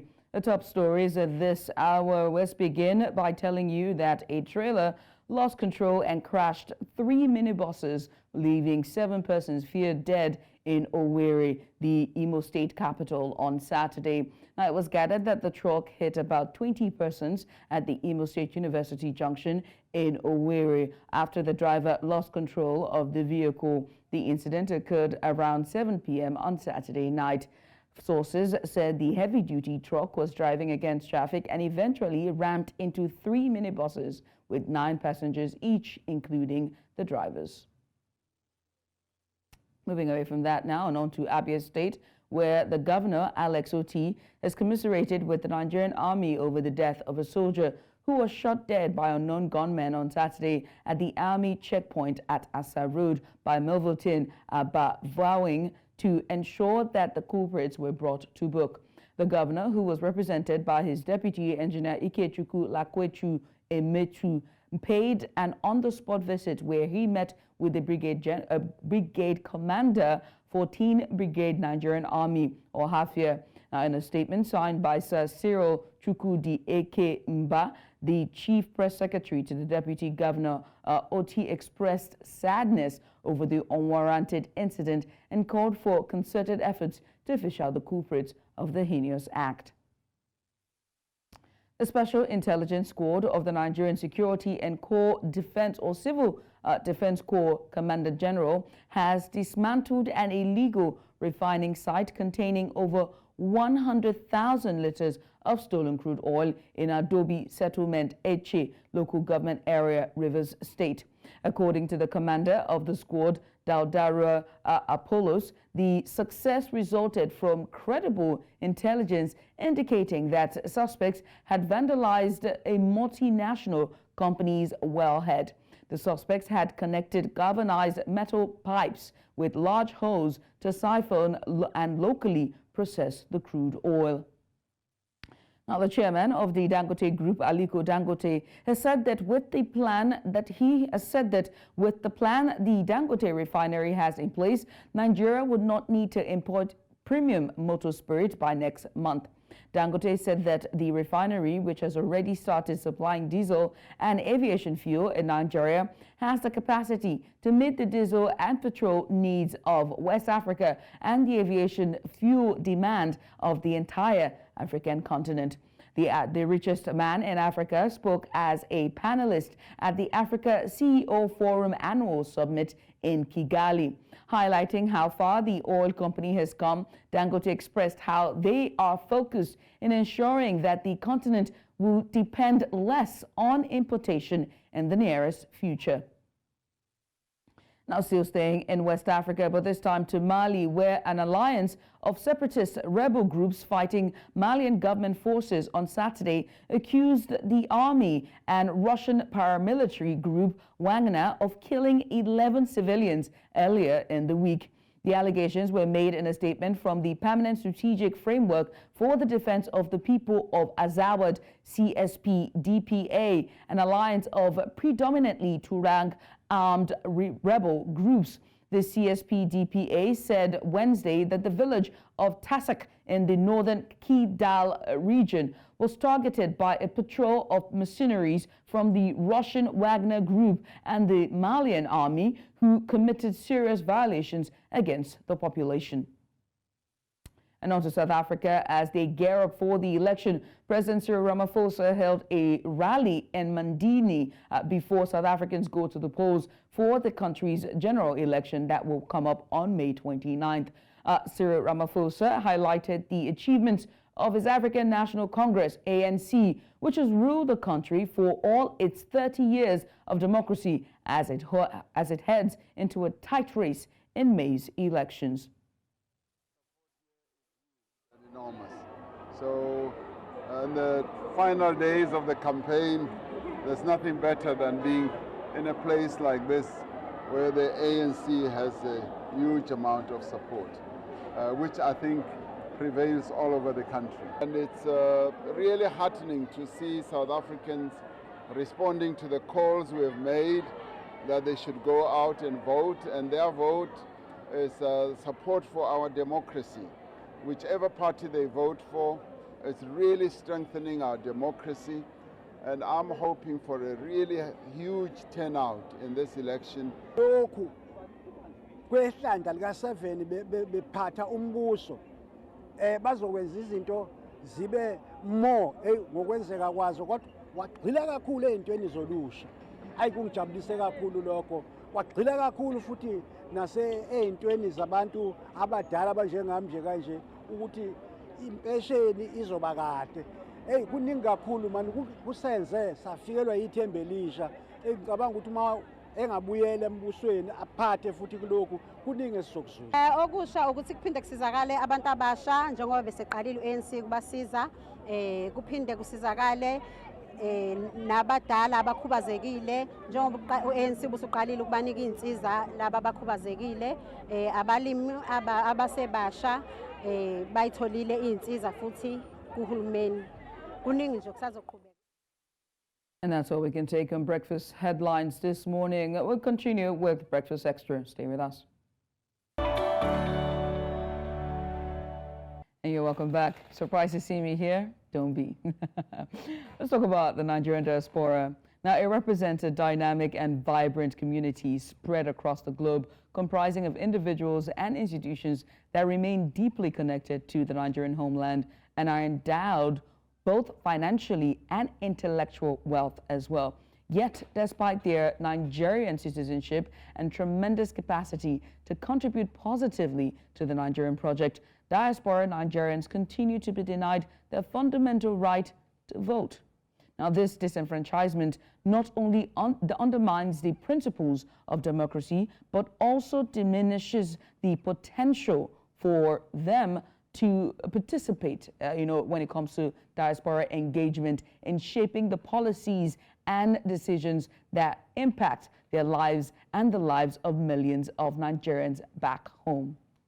So the quest by Nigerians living abroad to participate in the country's electoral process has been a recurring dilemma, even as more African countries continue to give their nationals in the diaspora the opportunity to have a say in what happens in the polity back home. Now, citizens of the United States, they can vote no matter how long they have stayed away, while citizens of Britain are disqualified after 15 years away. African countries that allow diasporan voting include Uganda, Tanzania, Rwanda, Burundi, Burkina Faso, Mali, South Africa, Cape Verde, Angola, Senegal, Kenya, Cameroon, our neighbors, Mozambique, Benin Republic here, and Niger Republic. Besides granting voting rights to nationals abroad, some of these countries have even gone a step further to allocating parliamentary seats to their citizens in the diaspora. And so today, it has become eminent that Nigeria must recognize the urgent need for constitutional reform with a view to guaranteeing the full and equal participation of all Nigerian citizens in shaping a new Nigeria, regardless of their geographical location. And so today, we're going to be having that discussion. We're going to discuss the actions that can enable diaspora voting in Nigeria to ensure that every Nigerian who is eligible to vote is able to do so. Yes, and joining us for this conversation, we have in the studio here Mr. Anthony Ubani. Mr. Anthony Ubani is the Executive Director of Fix Politics Africa. We will also be joined by two other individuals via our network, and we're expecting to be joined by Dr. Edward Agbai. He's the Secretary General, Ijo Diaspora Council in Canada, and also Lola Thompson-Duke, co-chair Fix Politics Diaspora Initiative. She is going to be joining from London. Ms. Ubani, you are welcome. Good to have you here in person. Good to be here. While we're waiting for your colleagues. Right. But first off, Fix Politics. Now, this is a Nigerian initiative, diasporan initiative. First, I want to get the idea behind the structure that can enable diasporans to vote in a country where they have perhaps maybe where they are not spending time in. Please explain the structure behind it. Okay, well, first and foremost is to say that it is a constitutional process. This process requires that the Constitution be altered, or if you prefer, be amended. By amending the Constitution, first you have to go through a first reading. When you submit a bill for this amendment, it has to go through first reading. Then it has to go through second reading. If it succeeds, then you have to get 2/3 of support from both chambers of the National Assembly. That's the red chamber, the Senate, and the green chamber. In doing so, then you get, that is what you now call the third reading, which is equivalent of passage. It means it has passed If that happens, then that means both chambers will have to come together in committees to do what we call harmonization, to make sure that the bill is harmonized, it becomes one. Now, when that is done, that will now be transmitted to the state houses of assembly, right? And what the state houses of assembly will need to do is to adopt what has been done by the National Assembly. If that is done, then you have a process that now guarantees that Nigerians in diaspora will be able to vote. So lobbying or advocacy, is that what you're... So lobbying for a change in the Constitution. The process of lobbying is important. You have to lobby the legislators to make sure you have their buy-in, to make sure you convince them. If they have reasons to doubt the necessity of diaspora voting, it's the job of civil society to weigh in and ensure that we're able to convince them, to persuade them, to understand the benefits of diaspora voting so that they can all come along and do the needful. Okay, so that would suppose that there are individuals inside of, inside of the initiative, the Fixed Politics Initiative, that are planted the right word, that are located in different locations across the diaspora. Am I correct? And these are the people who would be, who would serve as an apparatus for this initiative? No. Yes, you are right that Fixed Politics has members all over the world, because we have what we call work study groups. These are the groups that actually work towards the implementation of what we call the triangular pillars of democracy, which is what anchors Fixed Politics. But they are not the ones that will accentuate the program that we're trying to initiate here regarding the diaspora, but they will play a role. Fixed Politics as an organization is headquartered here in Nigeria. We have an African-wide vision. We are currently in Senegal. We will be in Mozambique, Ghana, and Kenya before the end of this year. So the idea of the diaspora voting that we are talking about now, it's one of the programs we have under a unit in Fixed Politics, which is Fixed Politics Diaspora Initiative. And it is consistent with the vision of the organization. Within the Work Study Group 3, which is one of the work study groups in Fixed Politics, the mandate there is to be able to mobilize Nigerian citizens, to be able to hold the Nigerian government, with the legislators, the executive, the judiciary, to compel them to do the needful in terms of reforms so that Nigeria does not collapse as a state. And one of the needful that needs to be done in terms of reforms to ensure that this country continues to move forward and to ensure that our democracy is functional and to ensure that we are also meeting all that is required in terms of good governance is to persuade the Nigerian legislature to amend the constitution so that our brothers and sisters in the diaspora can have the right to vote in their country, which is a fundamental right, if I might add. A fundamental right for Nigerians in diaspora. Absolutely. So our viewers might be watching, and I'm sure there'll be some wondering, oh, but has this been done before? Isn't this alien? Please give us examples of successful... Okay, that's very good. I think let me just give you a historical background, because that's a very interesting question that Judith has asked. Now, when you talk about diaspora voting, this is something that started as far back as 62 BC. 62 BC before Christ, right? Now, this started in the Roman Empire under the reign of the Emperor Augustus. So you know what Rome was doing there. They were taking colonies all over the world. So whenever any new colony was taken, a Senate is set up. Now the Senate has to vote in the elections in Rome, but because they are in these colonies, what they now do is to vote for candidates in the colony, put their votes in a seal and send to Rome before the elections take place in Rome.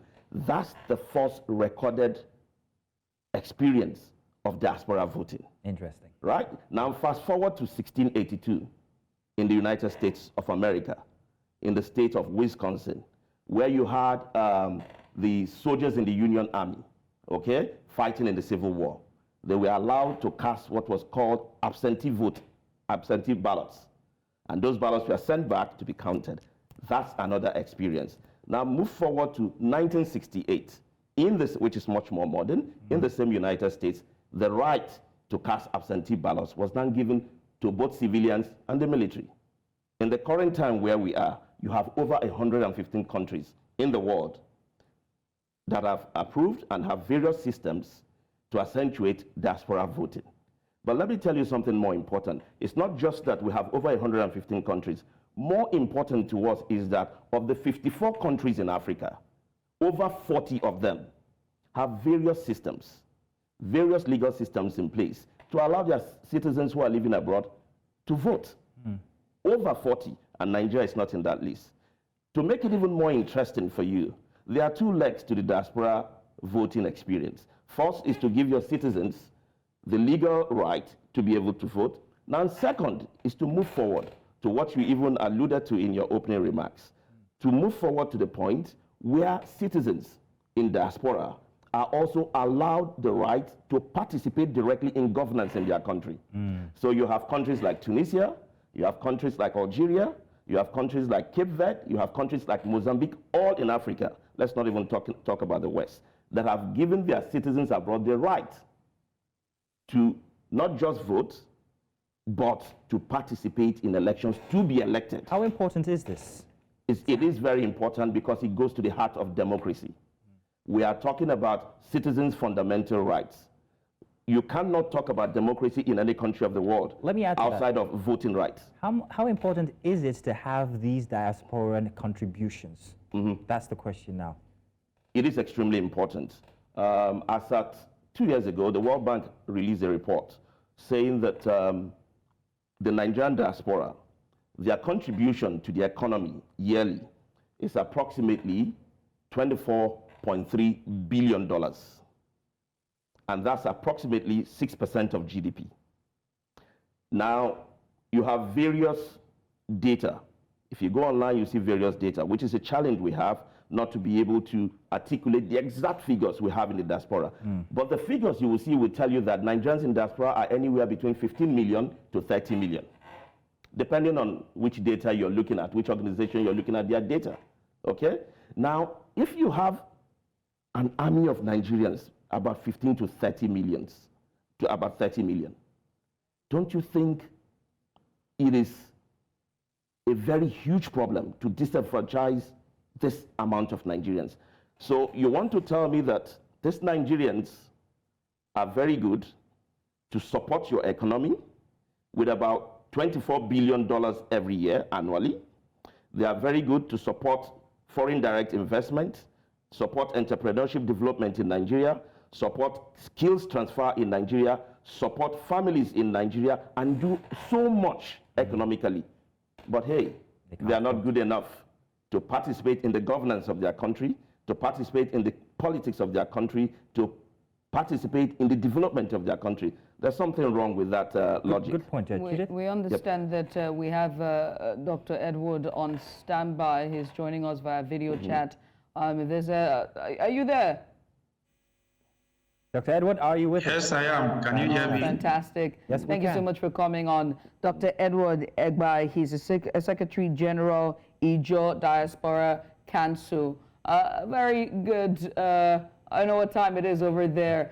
So I wanted to greet, but I realized I don't know what time it is. But thank you so much for coming on, right? We've been talking about diaspora. 3 a.m. in the morning. Yeah, it's 3 in the morning. Well, thank you for coming and for joining us, right? And this is clearly a very, very pertinent conversation that needs to be had, right? But I want to focus on the challenges, and I would like for you to sort of, give your input on that. What are the challenges you foresee in this being implemented if the government and the electoral body decides to say, okay, or rather the parastatal in charge of election decides to say, okay, look, let's look into the diaspora voting. What are some challenges that would happen in that process? Okay, thank you for having me. For me, for us, the first challenge we see is political will. If there is political will, everything is done. I say political will as a first challenge is, I just came back from Nigeria about 2 weeks ago. And going through the electronic gate at the Abuja International Airport, I just swiped my international passport and the gate opened. There was a political will for that to happen. So first challenge is political will. Once there's political will, others become secondary. The second challenge we see is that of technology infrastructure. how do you democratize in terms of integrity of the technology process? We see all the problems that came up in 2023 elections. So we are thinking that probably infrastructure might be a second problem. A third problem we foresee is that the definition of which a Nigerian diaspora. But I think that one is straightforward. If I can produce my international passport and I produce a document that shows that I can move around in that country, those two documents qualify me to be able to be called a Nigerian diaspora, as long as I am not present in Nigeria. So I think that one becomes an easy way to identify that.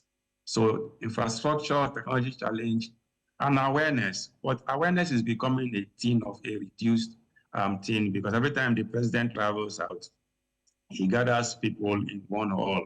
They call them the Nigerian diasporas in that country, and they speak to the president.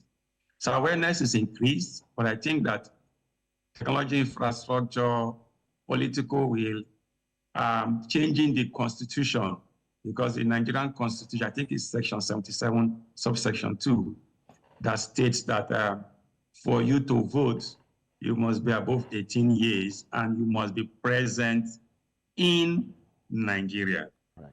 All we want is to remove that part. So you must be a Nigerian and you can vote is enough, but that you should be present in Nigeria. For me to vote in 2023 elections, I have to go to Nigeria. So why can't I vote? If I can send money, I don't need to go to Nigeria to send money. Why can't I vote from my phone, from my laptop, or at best at a Nigerian embassy or a representative of a government office in the country of my residence? So those are some of the challenges we see that are the strongest in terms of diaspora voting. Well, thank you very much, Dr. Agbai. Let's establish communication with Dr. Lola, who is in London, Lola Thompson-Duke. Good morning. Thank you for joining us, Lola. Good morning. Thank you for having me. It's such a delight to be here. Yes, thank you very much. So question to you is, now this is a very interesting apparatus that is being suggested or put in place with Nigerians outside of Nigeria being capable of voting when the time comes, and also perhaps maybe hold parliamentary seats as well. However, this is Nigeria, and we know what Nigerians can do. Somebody sitting down somewhere and saying, let's get this going. Maybe that's where I'll get my 200,000 extra more votes from. I can just manipulate things here and there. What is being put in place to make sure that this is not the case, that it's not usurped and used by nefarious elements to conduct illegalities when it comes to elections? Thank you very much. I must say to you that when we are willing to do something, I believe Nigerians are a force on this earth. We're extremely outstanding when it comes to technology, intelligence. We're in the universities, we do what we will to do. And like the chairman just said, indeed, it's political will. The truth is, if we ask that if we say that there's an issue or there's a challenge in terms of getting securing the process, that challenge is not only with the diaspora. The challenge is even those that go physically to vote. If Nigerian political will is there to ensure that their votes count, it will. We have seen Nigerians do so many things. Developing a system, if the political will is sorted, I can assure you that if there's a hackathon, that is, if we decide to have an event and say, okay, the hackathon now is we want to develop a process or an AI, or want to develop technology that would ensure that the votes are secure and they count. You can be sure that that will happen. The unfortunate thing is we're not certain about that. So it's not about the security of the votes from the diaspora. It's not about setting up a process that is unique to the diaspora. It's about having the political will to say, we're going to secure the process in Nigeria and outside Nigeria. It's not, we secure the process of financial transfers. We secure the process of communication. We secure the process of social media. Once we have the will, Nigerians can create the way. This clamor started with Honorable Abike Dabiri 10 years ago, approximately 10 years ago, if not more now, 2012, 6 members of the Nigerian Federal House of Representatives went all the way to ask that this be granted, just to change a part of that Nigerian Electoral Act, just to remove two words that said Nigerians in Nigeria. So right. I say that indeed we're keen about data. We can say, I'm a global head of HR for PBR Life Sciences, where our major USP is creating data to help healthcare. So we can work with the data and say we have 17 million, approximately 17 million diasporans. We can say we have remittances about, in 2018 was up to 23.8 billion. We can have that, which was even 83 of the non-oil foreign investment income sources for Nigeria. We have all that. So we have the data that these people deserve to vote. And then data means nothing to everyone because until you humanize the data. I will tell you about my family. I just came back from Nigeria yesterday. A lot of Nigerians in the diaspora shuttle between Nigeria. Nigeria is where they put their investment. A family of 6, 4 of us already are established diasporans. Will you tell me that you want to build my father's house and say because I live across the ocean, I'm not allowed to contribute into building my father's house? My husband's family, a family of 5, 4 of them are established diasporans. Just 1 is in Nigeria. Are you saying that if you want to build his father's house, you will say because the 5 live in across the ocean, they're not permitted to contribute to the success of building their father's house? Let's take away the cloud of making it too complex, because Nigerians, when we have a will, there's a way. Nigerians here are very law-abiding because there are systems and institutions to establish this. So once we are ready, we will do it. We know we can do anything. Let's look at this, right, from the entirety of our electoral process and the body in and of itself. The last elections in 2023, there are many people or many places. I mean, I, for one, was disenfranchised when it comes to voting. So there's a lot of challenges that the our electoral process has in and of itself in terms of voting. So away from the right of voting, do you think that Nigeria is ready for this yet? Because we still haven't seemed to be able to get it right in terms of our electoral process and the people in Nigeria not even being disenfranchised enough to cast their vote, whether it's state level, whether it's the presidential level or the council level.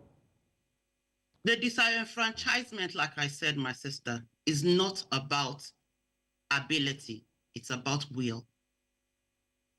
Are we able? Yes, we are able.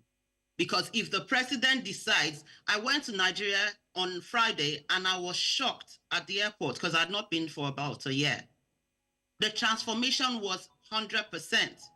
Like my brother said there, you use your passport and you can get in. You didn't need to have any contact with anybody asking for any, how can you support us or something like that, the usual. And the usual hit that will hit you at the Lagos International Airport didn't, because the ACs were working, the escalators were working, because there was a political will. So whatever is happening now, or whatever happened in the past, is because there was no political will. The day that our kind president and all the people decide that we're going to change things, we need the voices of our brothers, our mothers, our sisters, all the people that are across the nation who are solidly building this economy needs to count. Even for the politicians themselves, for them to have a global impact, they need to be appealing to those that have the stakes, but because we have serious stakes in our country and we are true Nigerians, like every single Nigerian in or outside Nigeria. The problems we have, let's face this, the strengthening of our institutions towards elections generally, not excluding diasporans because we are thinking that that's the only problem we have. Let's face the true problem. If we build the true systems, then we know that diaspora is, if it's technology, we face that. We can do a hackathon, and I can assure you, Nigerians are intelligent enough to be able to build that system that will be foolproof to ensure that wherever you are in this world, if you have a Nigerian passport, you have your NIN, you have your BVN, you can vote. Thank you, Lola. Thank you, Lola. Let me also come to you and ask about the vehicle in this happening, right? And I think that Dr. Edward Agbai sort of spoke to it. Then that means e-voting has to be integrated then, because if there are people that are in a rural part of, a certain country, say for example Cape Verde or anywhere else that diaspora voting is allowed, and they're not able to go to the liaison office or the embassy office of Nigeria, should we not start having a conversation of e-voting in this conversation that we're having about diaspora voting? Right. Thank you very much. Let me start answering that question from where Lola stopped, talking about the political will. Now, the Fixed Politics research, which is the basis for the organization Fixed Politics, clearly identifies the fact that the political class has no incentive to reform or to make any changes that will bring about good governance, enhance democracy, development in the country. So what that means, therefore, is that it is the citizens of the country that will have to rise up, mobilize, and compel the three arms of government, the executive, the judiciary, and the legislature, to do the right thing, to reform, to make policies, take steps that will make Nigeria go forward. Now, in having the citizens mobilized to do that, that is why it is important that we have the Nigerians in diaspora. That is why they also have to be mobilized. Because if there's one thing that speaks to politicians that they listen to, is numbers. When you have numbers, we have the numbers in the diaspora. They also have the resources. We have the numbers in Nigeria. So as at the time we're able to get Nigerians to be on the same page and to understand the threat that we have currently in our democracy, in our country, and they begin to speak with one voice, then we can begin to see reasonable changes in the system. That's the first point. The second point I'd like to make is that I don't see how this will happen in terms of the question you asked, the diaspora voting, as a challenge. Today, you can make a call to someone at the end of the world, Australia, and the person will respond to you in 1 second. Why is that? That looks like magic, but that's technology. Advancements we have in technology. Today, you can send money to somebody in the United States, and they'll have it in 2 seconds. Why is that? That's technology. So are you trying to tell me that we cannot have diaspora voting? I already told you we have over 115 countries today that have already instituted diaspora voting, and each of them have done it in a way that is convenient for them, in a way that works for them. So what that means is, to put it in the Nigerian parlance, when we get to that bridge, we will find a way. Nigerians are one of the most intelligent people. We play significant roles in the tech space. Go to the US, go to the UK, go to Canada, come to Nigeria. We're doing wonderful things, and we have some of them even in the Fixed Politics group. So for us, the focus now is to focus on the real issue. And what's the real issue? To get the Nigerian legislature to put in place legal systems that will enable the Nigerians in diaspora to vote. All right, so Dr. Edward, I'm going to come to you, or we're going to come to you with a final question, but real quick, I want to ask you this. Regarding a timeline, when are we looking at this actually being actualized in Nigeria? Good question. The first answer to you would be to say, in politics, it's difficult to give a timeline. You see, so many of my colleagues have talked about political will, but I can tell you I can give you something to look at it. The progress in terms of having Nigerians in diaspora vote began in 2012, when Abike Dabri, who was then chair of the committee in the House of Assembly, moved a bill with 6 of our colleagues. Now, what happened in 2012? That bill was not even considered. It was not considered at all. Zero consideration. Fast forward 10 years later, 2022, during the constitutional review process, civil society, Fixed Politics being one of them, made sure that this bill on diaspora voting came back again for consideration. Now, what happened in 2022? There were 360 members present to vote on this bill.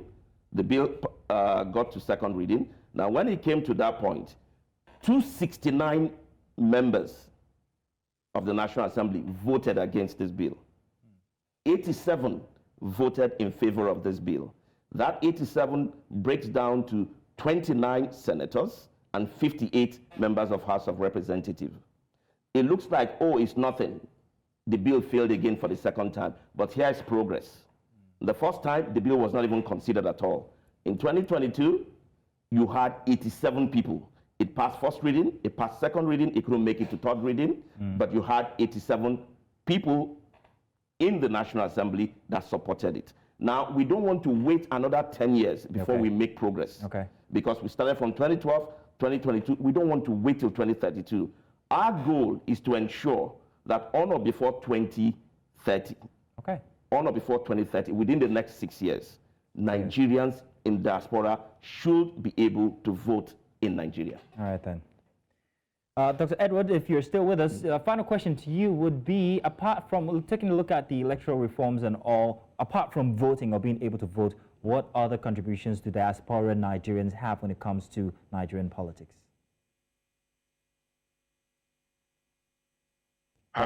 We are ready to have a seat at the National Assembly. We are also ready to change policies because there are best practices that are happening around the world. There are new innovations coming on. We are ready to bring those type of policy changes to policies in Nigeria. In fact, beyond the voting part, being able to change policies and make it work in Nigeria is also one good way to look at that. But just to add to what Anthony Obani said, data and the media are the best tools to change policies anywhere in the world. And the Nigerian diasporas are ready to use data and media to change the policy, even including Nigerian diasporas voting in Nigeria. Right. Thank you very much, Dr. Obai. Many thanks, everyone. And that was Lola Thompson Duke. She's the co-chair, #Fix Politics Diaspora Initiative. There was also Dr. Edward Agbai, Secretary General, Ijo Diaspora Council. And in the studio with us was Anthony Ubani. He's Executive Director for #Fix Politics Diaspora. My name is Judith TV. Beside me is Mazino Appeal. This is Breakfast Extra. We have been talking about voting diaspora for our big story, our last big story for today. But don't go anywhere, because afterwards, we're going to be talking about the cost of looking this good. Stay with us.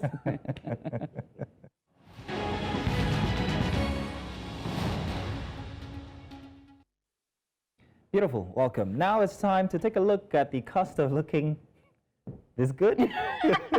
Jealousy. It's okay.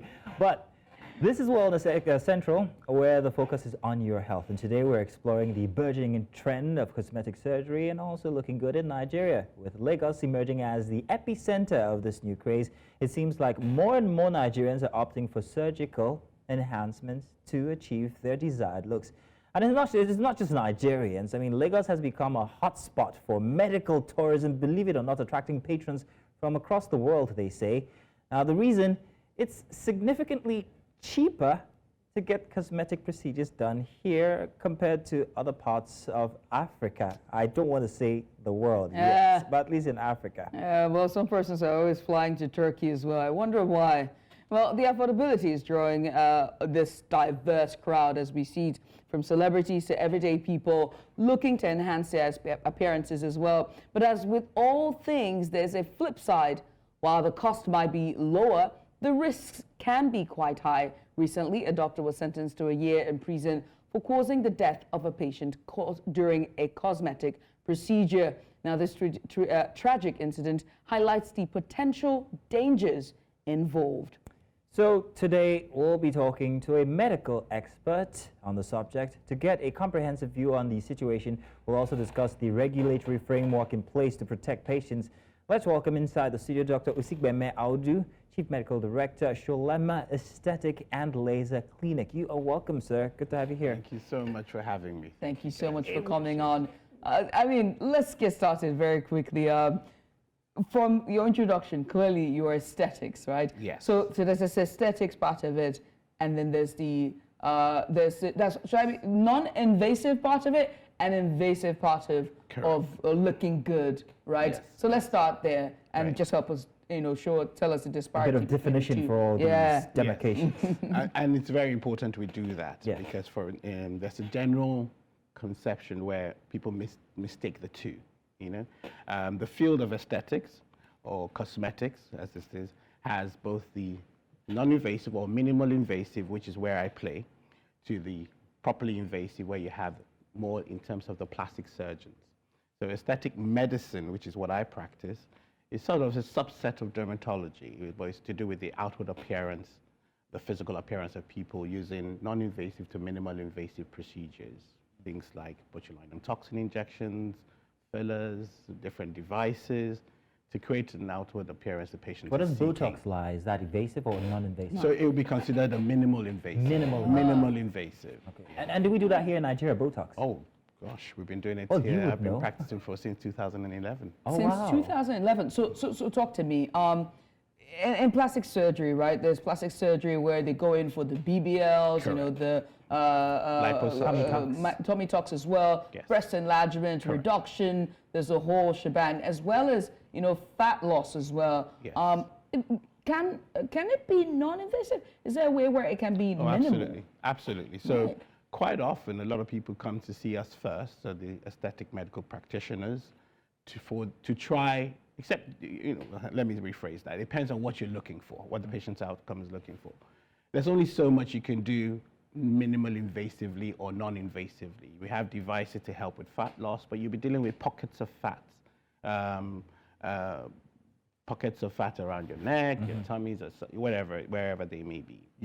So we're using different procedures, whether it be fat freezing, cryotherapy, different type of things to reduce that. But then if you want sort of like major changes to your body, then you'll be looking into the surgical side of it, where they'll be doing things like liposuction, tummy tucks, fat transfer. So I think it depends on what you're seeking, but there are devices and procedures we could do for helping the external appearance. Okay, so I'm going to come to the actual cost, maybe later on in this conversation. Sure. But first, I wanted to ask about location. Why is Lagos a hotbed currently? Why are people coming to Lagos for these procedures, especially the invasive kind? Who are these people exactly? Are they people from all walks of life, or celebrities, or just normal everyday Nigerians? Well, why Lagos? Expertise. I think in terms of Africa, we have become quite, Nigerians don't carry last, as they say. We're the nip and tuck capital of Africa. The expertise is here. We're getting, over the last 10 years, I've been practicing here for more than that, you've seen the expertise level go up. And there has to be the side of it to be the price point, without a doubt. It's like you had earlier said in your introduction, the cost of doing these procedures here as compared to abroad, where there are the costs, apart from the procedure, you have the cost of travel, cost of the accommodation and all that. You don't have those factors here, and the expertise level has started increasing significantly. So it's become an attractive place for people to come and get these procedures. I've got patients who leave abroad to come here to get certain procedures because it's who cheaper. these patients are exactly. Oh, it's a wide variety. It's everybody. There's no more. It's no longer in the realm of those who can just afford it. Everybody wants to look good. Sorry, something in my throat there. But I mean, I'm so glad you just talked about it. Everyone wants to look good. Nigeria is becoming the epicenter of this kind of procedures because at the end of the day, we all just want to look good, and Nigerians are, when it comes to looking at the metrics, it's not our fault. Nigerians we're just trendsetters. But because of everyone wants to look good, is that why we're now seeing more quacks? Unfortunately, there's a good side of this, and unfortunately, there's the not too good side of it. Our regulations hasn't caught up. To be fair, it's not just Nigeria. To be fair, even abroad, there are a lot of underhanded practices that go on. England, where I practice also part-time, there are a lot of funny skin clinics. I heard that. Let it out. No, not too much. Not too much, but let it out. Where things are, if you want it done, you want your Botox done cheap and cheerful, there's certain places you go to. Really? Wow. Oh, absolutely. There's a huge demand, and not everybody can afford it. you know, and they're always, where there's money to be made, there'll be those who want to bend the rules in every work of life. So it's not just, what I'm trying to get at, it's not just a problem of Nigeria. It's a problem across the world. If you know, there's some high-profile people that have passed away in America. Yeah. Right. So, and then with that now comes a talk about regulation. Is the system or the space, is it because it's new, there's not much of a regulation, or is there even a regulation to begin with, you know, some attention to it? Not enough, but again, if the specialty itself is a budding, it's a new specialty. You know, people are just beginning to understand it as a specialty. It was also, you know, there was a long time where it was in the space of spas who did facials and then did things like peels and stuff like that. So it's finding its footing in the medical space. And, you know, it's still relatively new. As long as 8 years ago, very few people, the percentage of people who knew about the whole aesthetic space, cosmetic space, was limited. I think, no doubt, what we will see with time, the more prevalent it's become, will be regulations will fall in. Okay. You know? So you're the wrong person to ask about morality because you make money out of this. I mean, well, the non-invasive kind. So, but I'm playing the devil's advocate here when I ask about the morality of it. Do we have people who are from all walks of life, and I mean even preachers, pastors and all, who also engage in these kinds of procedures just to look good? Is there anything wrong with wanting to look good and going under the knife or using non-invasive measures? I mean, for lack of sounding biased, and this is what I truly believe, it's skin health. Aesthetic, looking good, does so much for your well-being. It's not just about, I mean, what's wrong in looking good? We take care of our bodies, we take care of internal health. Devil's advocate? We take care of our internal health, which we're meant to do. There are factors, unfortunately, environmental factors that affect our appearances. And I think it's actually necessary, not just... Which is the more prevalent one, the more, what's the word, common procedure that people go through with? And be honest here. In Nigeria? Are we speaking as a global? In Lagos, in Nigeria. Which is the one people, you know, often would come to you for and say, or would go for? I think in my clinic, in my practice, the number one thing that makes a difference would be our skin appearance. Skin. Yeah? Okay. The quality of the skin. Because as Africans, as blacks, one of the prevailing things we have as affecting us is a condition called acne. Okay. So acne is big for our skin type, and then we live in the tropics with the sun exposure, we get hyperpigmentation, which is where we go darker. Follow up to that, and I'm curious because, I mean, everybody is, so I'm asking for everybody. Research purpose only, where does the BBL fall in this hierarchy of one skin, number two would be what? So again, if you speak, you have to split the two. Yeah. If in the aesthetic space, in the minimal invasive state, your skin appearance and Botox would be the top one. In the surgical space, without a doubt, the Brazilian butt lift or some sort of body contouring would be the number one thing sought after. The amount of BBLs we've seen has shot up in the last 3-4 years, shot up significantly, and there are multiple factors too, you know. You are into, and this is basically aesthetics, skincare, that's your field. So I'm going to use myself as a specimen.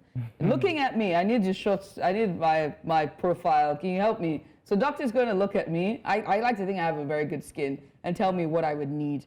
Just take a look at me. You really want to go there on live TV? Yeah. Why? Just for you. No, the reason why is, you mean, your field is literally skincare, right? So an average woman of my age and when they walk into, you know, your clinic, what is the one thing you'd say I need to get?